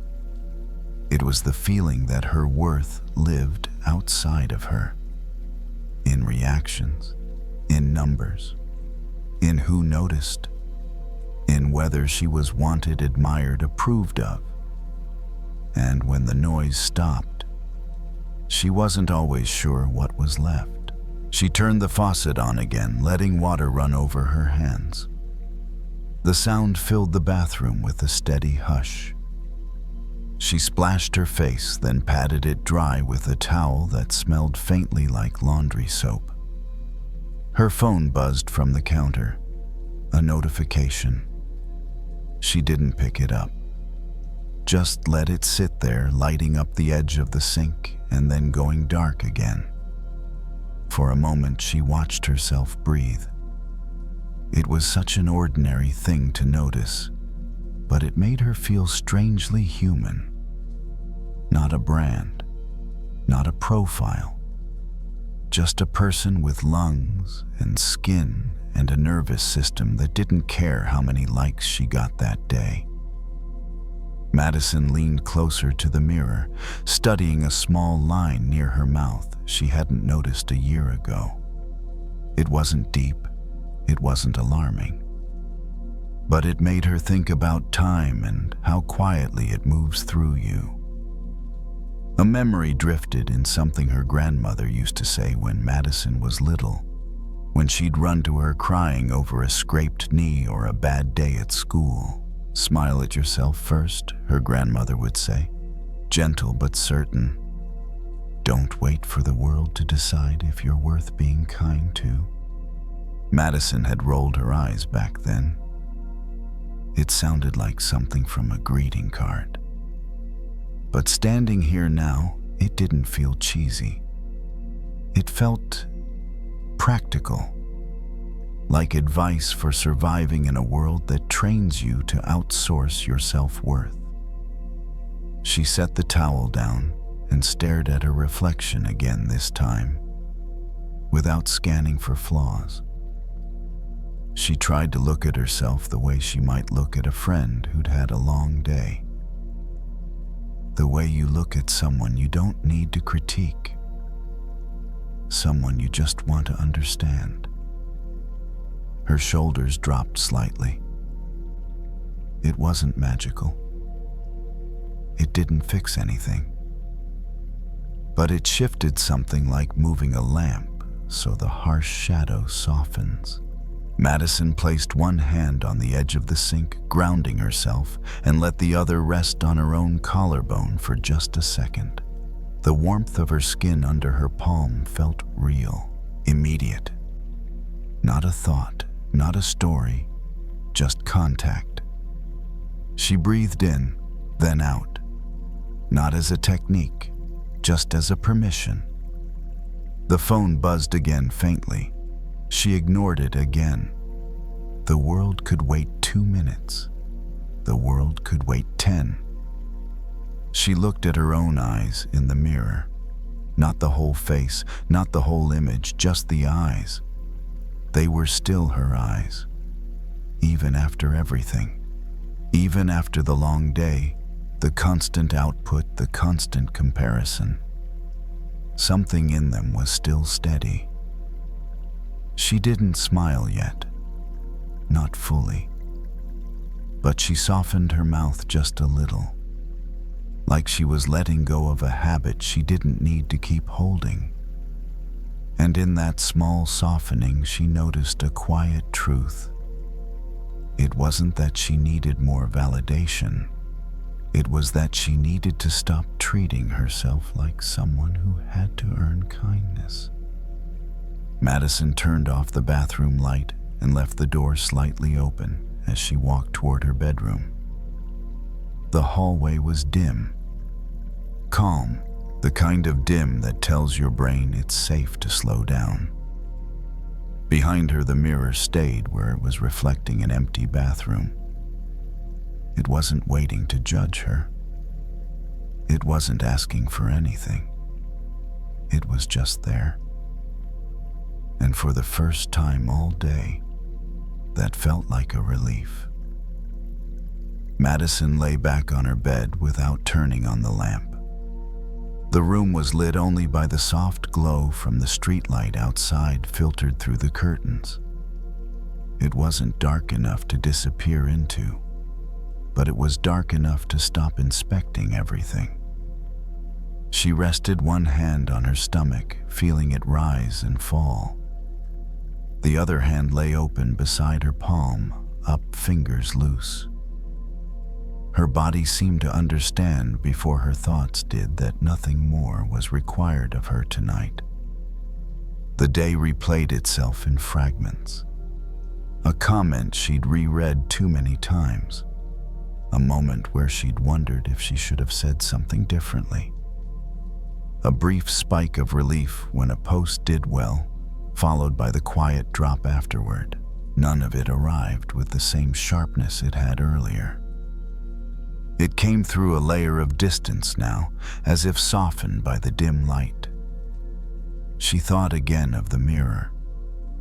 Not the image exactly, but the feeling of standing there without trying to fix anything. Without adjusting angles. Without searching for reassurance or bracing for disappointment.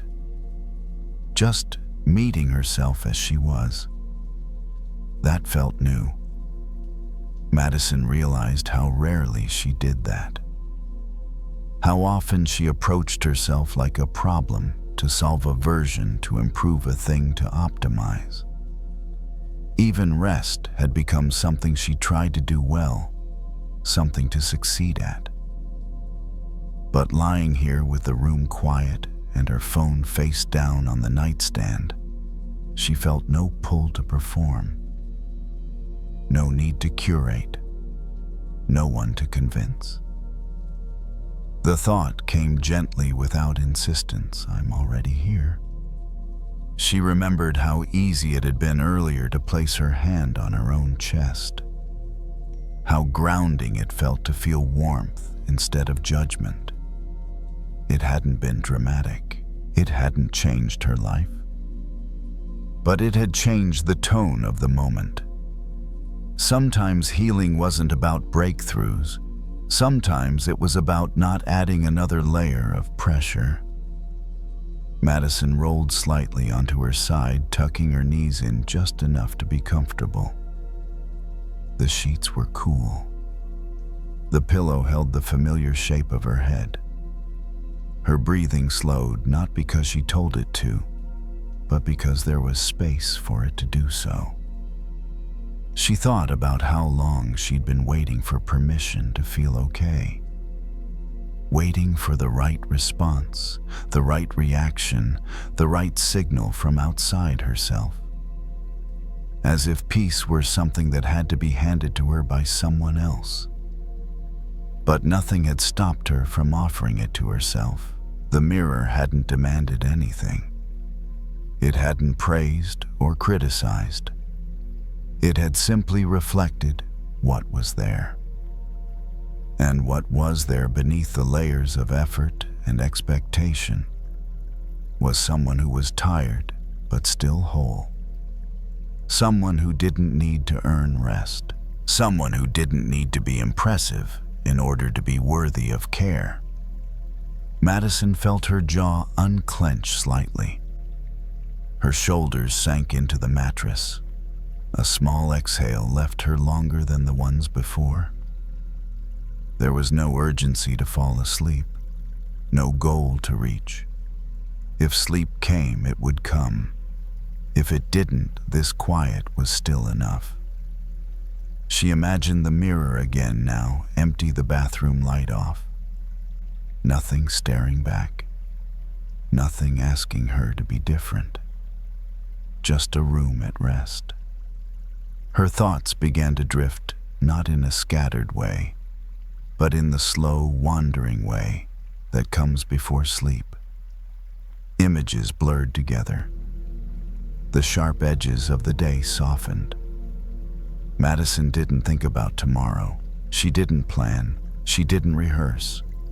She stayed with what was simple and present: breath, warmth, stillness. If she smiled now, it wasn't for the mirror. It wasn't for anyone at all. It was the kind of smile that happens when you stop resisting yourself. Small, private, almost imperceptible. She let it fade naturally. In the quiet, there was nothing to fix, nothing to prove, nothing missing. Just a person resting inside her own life. And that was enough for the night.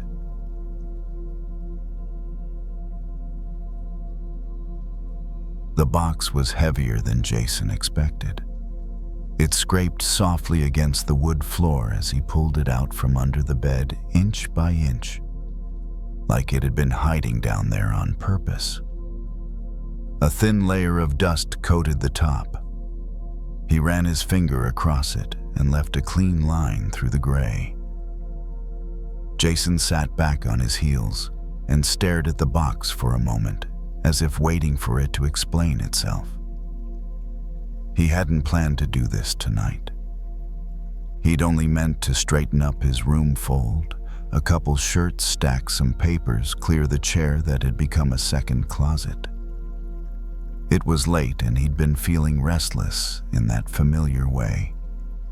The way you feel when you've spent too much time in your own head and not enough time in your own life. He was home for a few days between semesters, staying in his childhood bedroom. The room looked almost the same as it always had, just slightly emptier now. Fewer posters, less clutter, a different kind of silence. In the living room, the TV had been on. Earlier, some show his mom liked to watch while she folded laundry. Now the house had settled. The air conditioner clicked on and off. The hallway light cast a soft line under his door. Jason lifted the lid of the box. Inside were things he hadn't touched in years. An old baseball glove, flattened and dry. A stack of birthday cards with childish handwriting. a small notebook with a cracked spiral, a cheap plastic keychain shaped like a dinosaur. He picked it up, turning it over in his fingers. The plastic was scratched, the colors faded. For a moment he felt something in his chest, small and sudden, like a door opening briefly into a room he'd forgotten existed. He set the keychain down and pulled out the notebook. It was full of drawings, superheroes, made-up creatures, messy maps of imaginary worlds. He flipped through the pages slowly, not laughing, not cringing, just watching. The kid who made these drawings hadn't been worried about being impressive. He'd been worried about whether the next page had enough space. Jason closed the notebook and leaned back against the bed frame. He'd been telling himself lately that he needed to get his life together, that he needed to move faster, aim higher, figure it out sooner. He'd been scrolling through other people's lives like they were instruction manuals, comparing timelines, comparing accomplishments, comparing confidence. And every time he tried to catch up to that imagined standard, something in him felt more tired, not more alive. Tonight, the box under the bed wasn't offering him a plan. It was offering him a memory of being okay without one. He reached in again and found a small trophy, the kind kids get just for participating. It wasn't shiny anymore. The gold paint had dulled. The plastic base was chipped. The little figure on top looked almost comical. Jason smiled despite himself. He remembered holding it with both hands, walking out of the gym like he'd won something huge. He remembered his dad clapping his mom, taking a picture. The trophy hadn't been proof that he was the best. It had been proof that he'd shown up. And somehow back then, that had been enough. Jason set the trophy on the floor beside him. He looked around the room, the familiar dresser, the old desk with a few new scratches, the closet door that didn't close all the way unless you lifted it slightly. Everything looked ordinary. Nothing about it screamed treasure. And yet, sitting here surrounded by these small pieces of his own history, he felt a warmth he hadn't felt in a while. Not excitement, not motivation, just a quiet sense of being held by something simple. He realized how often he'd been searching for happiness like it was somewhere else, somewhere farther, somewhere bigger, somewhere that would finally make him feel certain, like happiness was a destination and his current life was just the waiting room. But the kid who had lived in this room hadn't been waiting for his life to begin. He'd been living it. Jason picked up one more item from the box, a folded piece of paper creased many times. He opened it carefully. It was a list written in pencil titled, "Things I Like." Underneath were simple entries: pizza, drawing, rain, being home when it's dark outside, mom's hot chocolate, when dad tells jokes. Jason read the list twice. The words weren't deep. They weren't wise. They weren't trying to sound like anything. They were honest. He felt his throat tighten slightly, not with sadness exactly, but with recognition. There had been a time when joy didn't require permission, when liking something didn't have to be justified, when being alive in a small moment was enough. Jason folded the paper back up and held it in his hand for a long second. Outside his room, the house stayed quiet. The air conditioner hummed. Somewhere, the refrigerator made a soft clicking sound. He slid the box a little closer, as if wanting it nearby. Not because he needed to go backward, but because he needed to remember what he'd been running past. Jason didn't rush to put anything back. He sat there on the floor a while longer, the box open beside him, the small pile of objects spread out like a quiet map of where he'd been. None of it felt heavy now. None of it asked him to go back or become someone he no longer was. It just existed calmly, without expectation. He leaned his back against the bed and let his legs stretch out in front of him. The carpet felt familiar under his palms, worn thinner in the spots where he'd once sat to do homework or build something out of nothing. The room held his weight easily, like it remembered how. Jason thought about how often he'd been chasing a feeling of arrival. The idea that one day he'd wake up and everything would click. That he'd feel confident, complete certain. That happiness would finally feel stable, earned permanent. It was a tempting story, a motivating one. But sitting here now, it felt slightly off, like a direction sign that kept pointing farther away from where he already was. The box hadn't given him answers. It hadn't offered a future. It had simply reminded him that contentment had once lived in ordinary things. And maybe it still did. Jason gathered the items slowly, not in a hurry. He stacked the notebook, the cards, the small trophy, the keychain. Each thing returned to the box without ceremony. When he reached the folded list, he paused again. Being home when it's dark outside. He looked around the room, lit only by the lamp on his desk. The rest of the house was quiet, safe. Nothing demanded his attention. For the first time in days, his mind wasn't racing ahead to the next requirement. He was home. It was dark outside. And somehow, that was enough. Jason placed the paper back into the box and closed the lid. He didn't slide it all the way under the bed this time. He left it halfway out like a reminder that it was there if he ever needed it again. He stood, stretched his arms overhead, and felt his back release slightly. The familiar stiffness eased. His body, like the room, seemed relieved to stop being measured against anything else.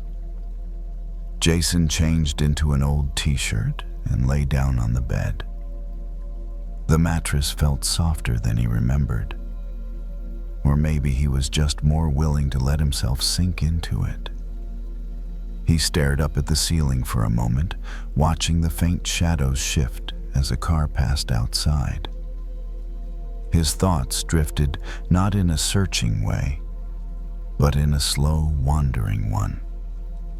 He thought about how often people miss their own lives while trying to upgrade them. How easy it was to overlook what was already holding you quietly every day. The treasure under the bed hadn't been about the past. It had been about presence. Jason rolled onto his side, tucking the blanket around himself. The house made its usual nighttime sounds. Pipes settling. A floorboard shifting somewhere. Familiar noises that didn't need interpretation. He felt his breathing slow. His jaw unclenched. His shoulders softened into the mattress. If happiness was a place, it didn't seem far away anymore. It seemed close, almost obvious, like something that had been there the whole time, waiting patiently while he looked elsewhere. Jason didn't label the feeling. He didn't try to hold on to it. He let it be what it was, quiet, gentle, complete enough. The box stayed where it was, half hidden, half seen. the room stayed ordinary, and Jason rested inside it, not searching, not striving, just here. And for tonight, that was all that was needed.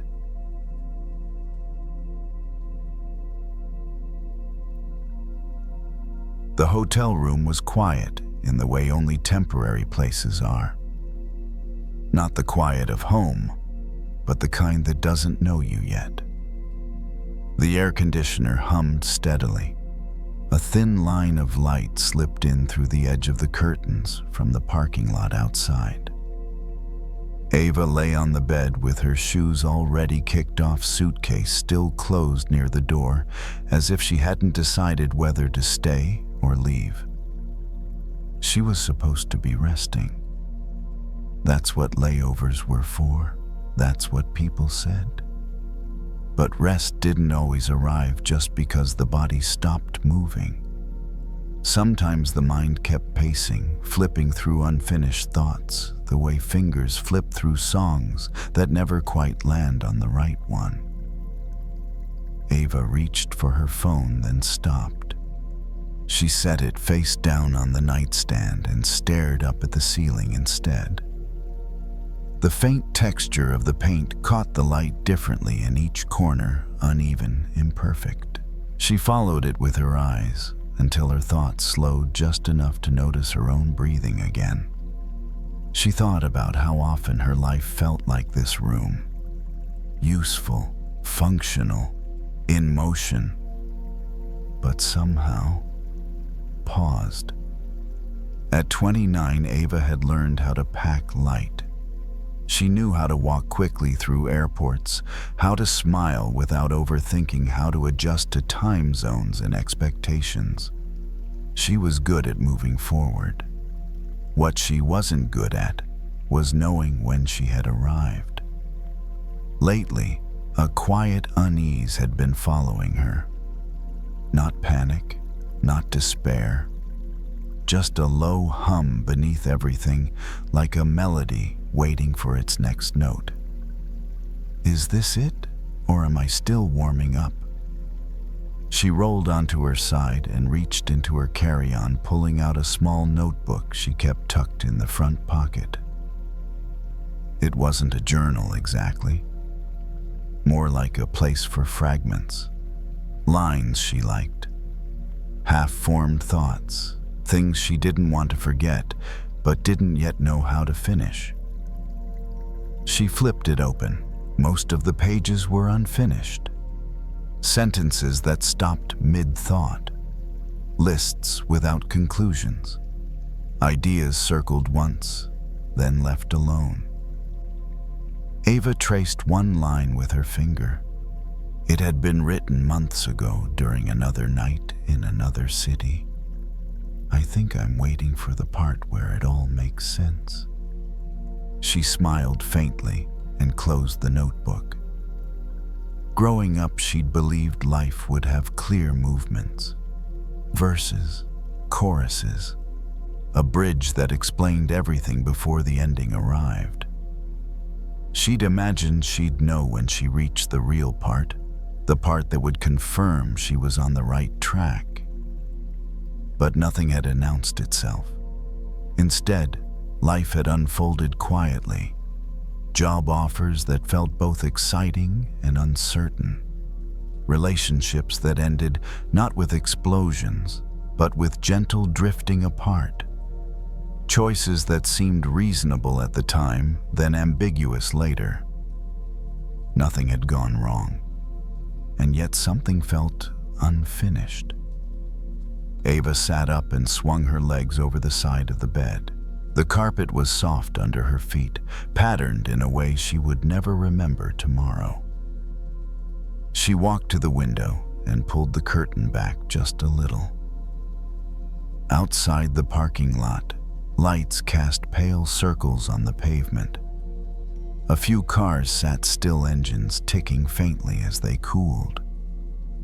Somewhere in the distance, a truck passed on the highway, its sound rising and falling like a breath.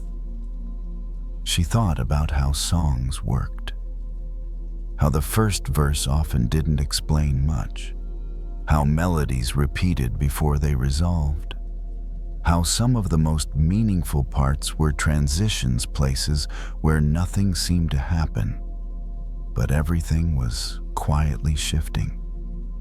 Maybe life was more like that than she'd expected. Maybe it wasn't meant to be judged mid-song. Ava rested her forehead lightly against the cool glass. The reflection that looked back at her was faint, layered over the dark outside. She didn't study it. She didn't search for answers there. She just stood. The feeling of being behind softened slightly. Not gone, just quieter, like a note that didn't need to be resolved right away. She returned to the bed and lay back down, this time pulling the blanket up around her shoulders. The room held her without comment. It didn't ask where she was going next. It didn't ask if she was doing enough. It just existed, complete in its temporary way. Ava closed her eyes. For the first time that evening, she allowed the thought to settle without argument. Maybe this part isn't missing anything. Maybe it's just not finished yet. The air conditioner continued its steady rhythm. The light outside didn't change. The song of her life stayed right where it was open, unresolved, still unfolding.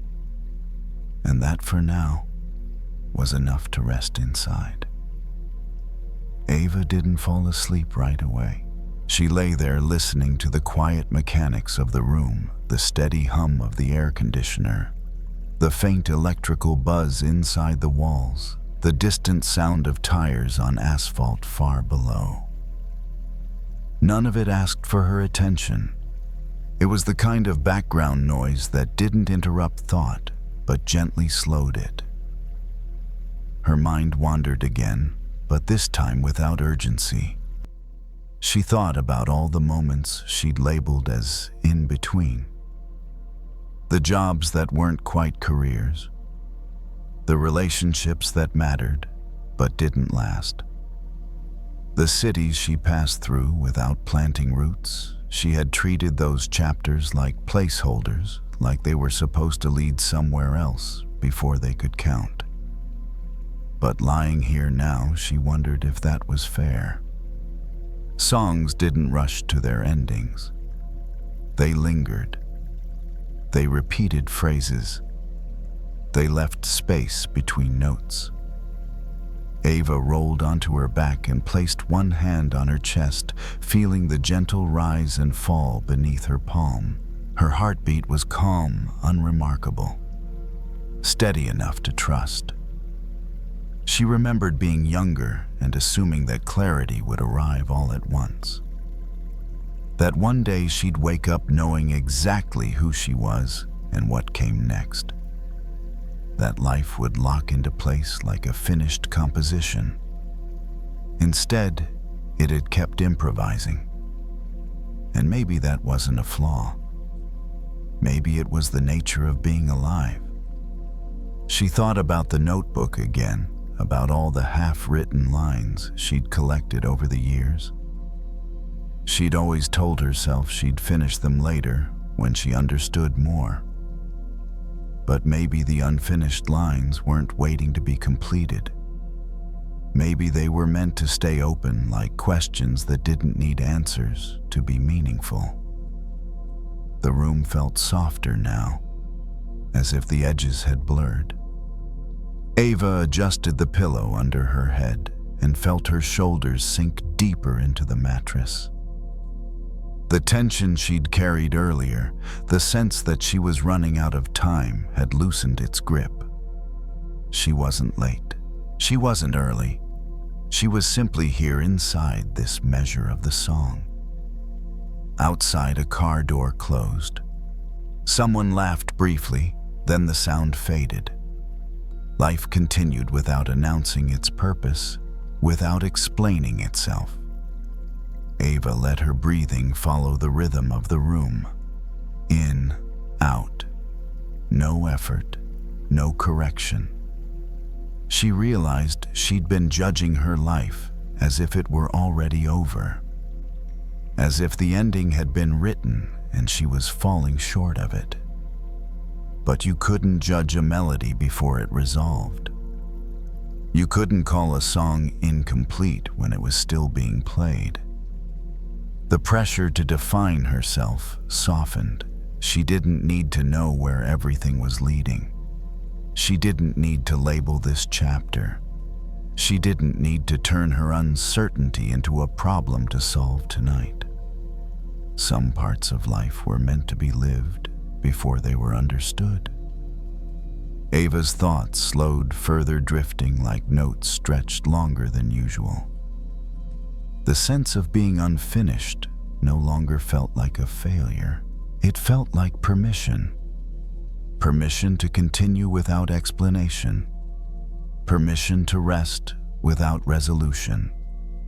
The hotel room stayed quiet and neutral, offering no commentary. The temporary nature of it all felt strangely comforting. Nothing here was asking her to stay forever. Nothing was asking her to leave either, just to be. Ava's hand slipped from her chest to the mattress beside her. Her fingers relaxed, curling naturally. The last clear thought that passed through her mind was gentle and unforced. The song isn't done, and it doesn't need to be. Sleep came quietly after that, not as a reward, not as a conclusion, but as a pause between notes. The music continued somewhere beneath it all, unhurried, still unfolding.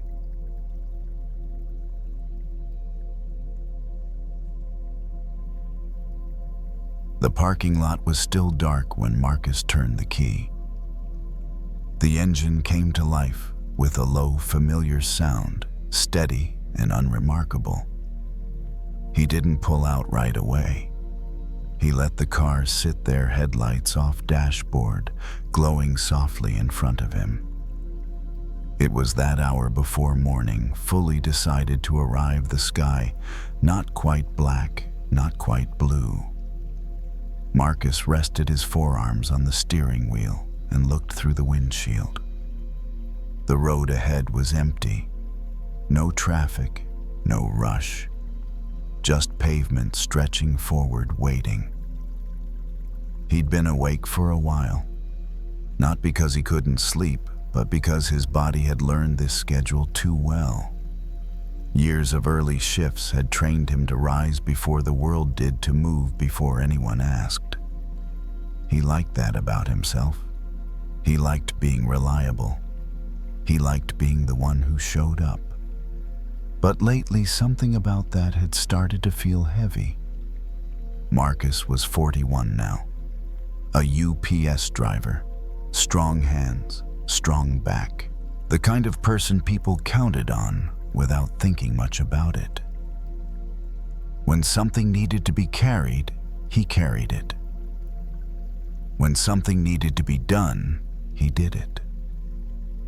And somewhere along the way, he'd begun to wait. Not consciously, not dramatically, just quietly. He waited for someone to notice, for someone to say, "You're doing enough," for someone to turn on a light and tell him he was headed in the right direction. The dashboard clock glowed faintly. He didn't check the time. He knew it by feel. Marcus reached to the side and picked up his thermos, taking a slow sip of coffee. It was still hot, bitter, grounding. He set it back in the cup holder and exhaled. Across the lot, one streetlight flickered, then steadied. The light didn't reach far, just enough to illuminate a small patch of asphalt beneath it. Everything else stayed in shadow. Marcus watched it for a moment longer than necessary. It reminded him of something his grandfather used to say when Marcus was a kid, whenever he complained about not knowing what to do next. "Don't wait for the sun," his grandfather would say. "Light your own lamp, just enough to see the next step." Back then, Marcus hadn't understood what that meant. He'd thought it was about confidence or bravery, or being loud about what you wanted. Now, sitting alone in his truck before dawn, it felt different. Maybe it wasn't about becoming brighter.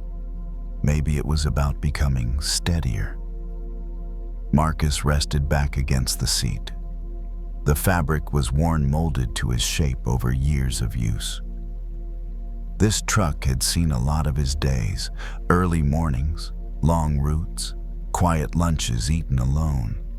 It had never asked him to explain himself. He thought about how often he'd measured his worth by how much he could carry, how much responsibility he could shoulder without complaining, how little light he needed from others to keep going. But lately, the waiting had crept in. Waiting for validation, waiting for reassurance, waiting for some external signal that all this effort meant something. The streetlight flickered again, then held. Marcus realized that it didn't illuminate the whole lot. It didn't need to. It only lit what was directly beneath it. Enough to stand, enough to move. He turned the headlights on. The road ahead brightened instantly, the beam cutting through the dimness. Not the whole road, just the part right in front of him. Enough to drive, enough to trust. Marcus felt something shift inside his chest, not relief exactly, but recognition. He didn't need the whole path lit up. He didn't need guarantees. He didn't need permission. He just needed enough light for the next mile. Marcus put the truck in gear and eased forward, tires rolling softly over the asphalt. As he drove toward the exit, the sky ahead lightened almost imperceptibly. Morning would come whether he waited or not, and for the first time in a while, he didn't feel like he was waiting for it. The road stayed quiet as Marcus drove, the tires humming steadily beneath him. Streetlights passed one by one, each illuminating a small circle of pavement before falling behind. None of them tried to light the whole way. They did their part, then let go. Marcus kept his hands loose on the wheel. His shoulders, usually braced for a long day ahead, had softened. The familiar route unfolded in front of him, turns he knew by heart, intersections he could navigate without thinking. The truck moved forward easily, as if it too understood that there was no need to rush. He thought about how long he'd been waiting for something to change. Not the job, not the schedule, but the feeling that his life would somehow feel more complete once someone else acknowledged it. Like the weight he carried would feel lighter once it was seen. But driving like this in the early quiet, he noticed something different. The light he needed was already there. It didn't come as praise or recognition. It came as the steady glow of knowing what to do next. Turn here, slow down there, keep moving. Marcus remembered all the small choices he made each day that no one applauded. Getting up early, finishing routes, helping a neighbor load a box, calling his sister back even when he was tired. None of it felt heroic. None of it needed to. It was enough to be consistent. The sky continued to brighten just slightly, not enough to erase the darkness completely. Marcus didn't watch it closely. He let it happen in the background, He didn't need to track progress to trust that it was happening. He took another sip of coffee. It had cooled a bit, but the taste was still familiar, comforting.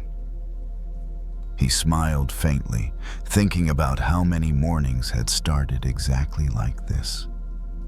How many he'd rushed through half-present, waiting for something else to arrive. This morning felt different, not because anything had changed, but because he wasn't asking it to. Marcus reached a long stretch of road with no lights at all. Just darkness beyond the headlights. The beam ahead held steady, revealing the lane lines and the edges of the road. Enough to keep going. He thought about his grandfather again. About the way he'd spoken without drama, as if what he was saying didn't need to be impressive to be true. Light your own lamp. It didn't mean doing everything alone. It didn't mean shutting people out. It meant not giving away the responsibility of your own sense of direction.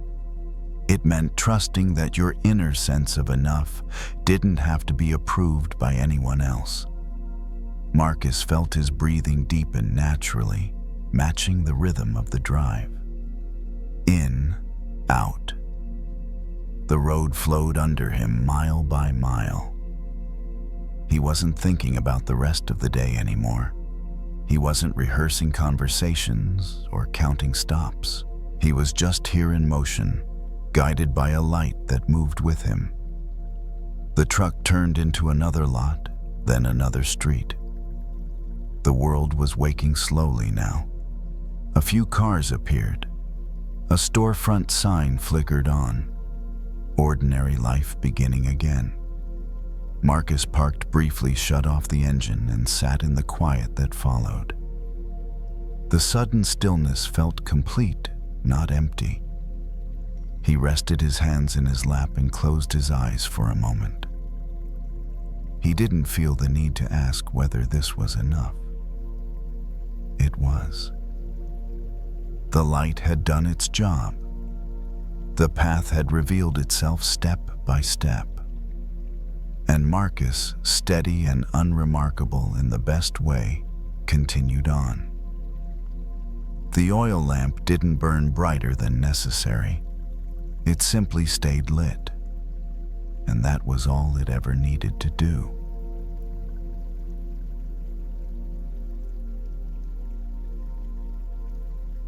The stories are done. The lessons are learned. There is nothing left to do. If you found peace in this sanctuary tonight, you can return here whenever you wish. We will keep the fire lit for you.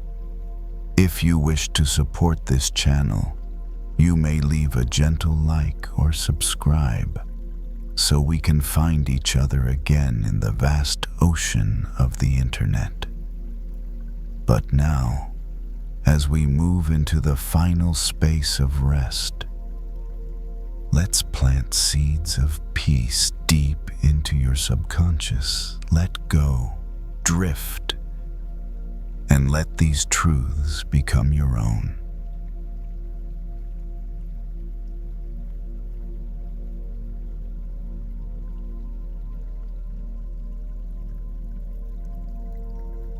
I am rooted to this moment like an ancient mountain.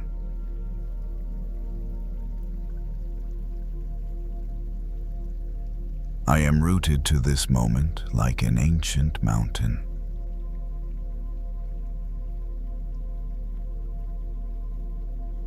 I am rooted to this moment like an ancient mountain.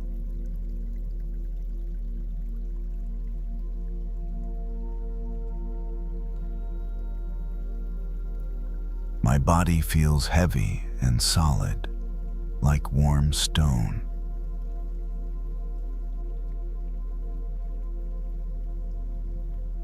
My body feels heavy and solid like warm stone.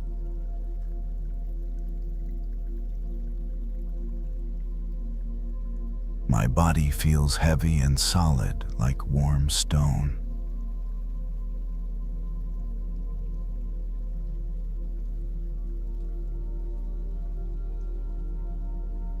The winds of thought blow around me, but I remain unmoved.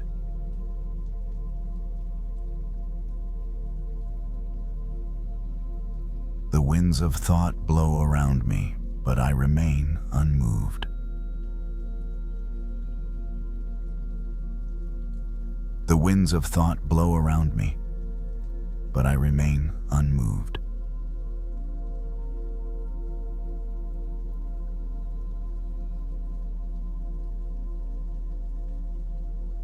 I possess the silent strength of the earth.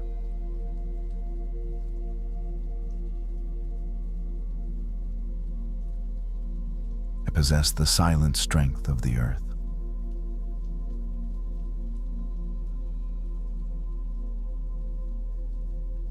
I possess the silent strength of the earth.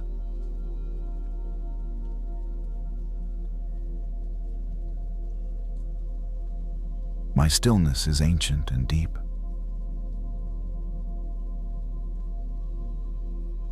My stillness is ancient and deep. My stillness is ancient and deep.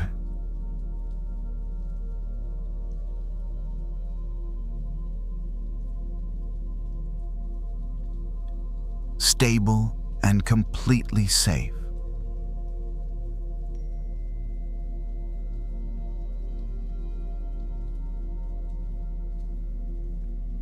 Grounded, stable, and completely safe.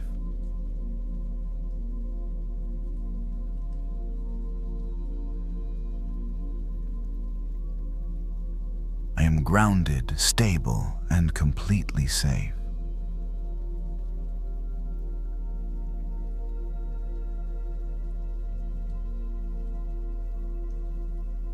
Like a mountain in winter, I am wrapping myself in a blanket of silence.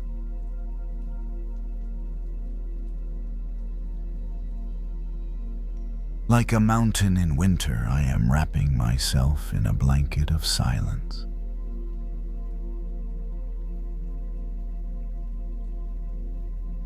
Like a mountain in winter, I am wrapping myself in a blanket of silence.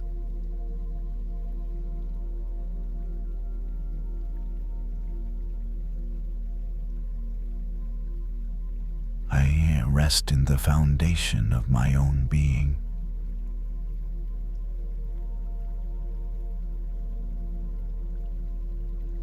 Rest in the foundation of my own being.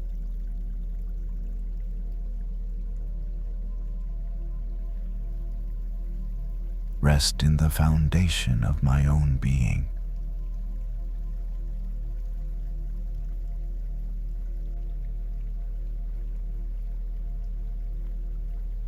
Breathing is slow and steady, like the seasons.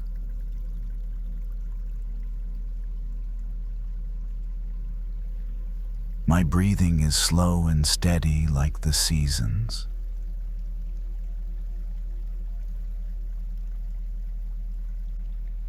My breathing is slow and steady like the seasons.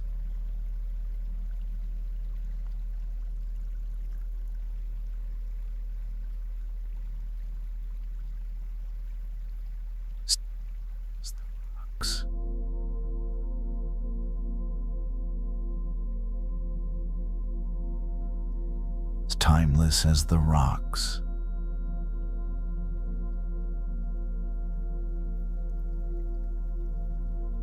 As timeless as the rocks.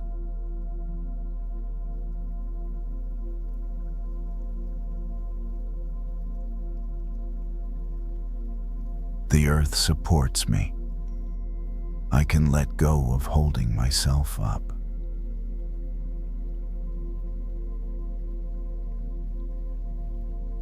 The earth supports me. I can let go of holding myself up.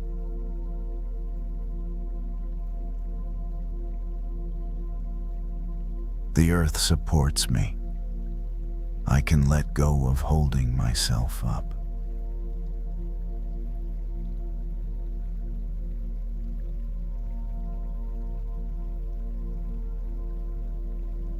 Sanctuary of stillness.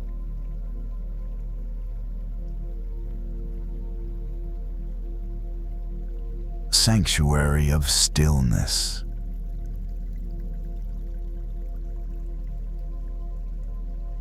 Sanctuary of stillness.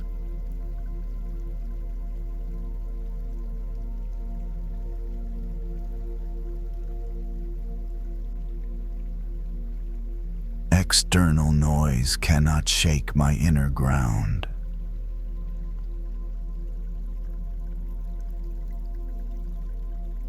External noise cannot shake my inner ground.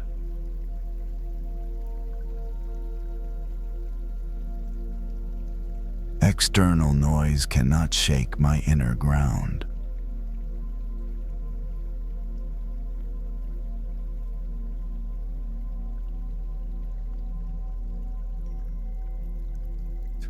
Relaxation sinking into the earth.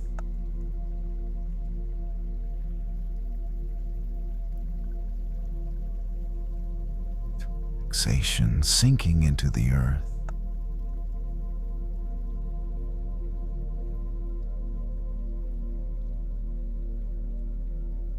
Relaxation sinking into the earth.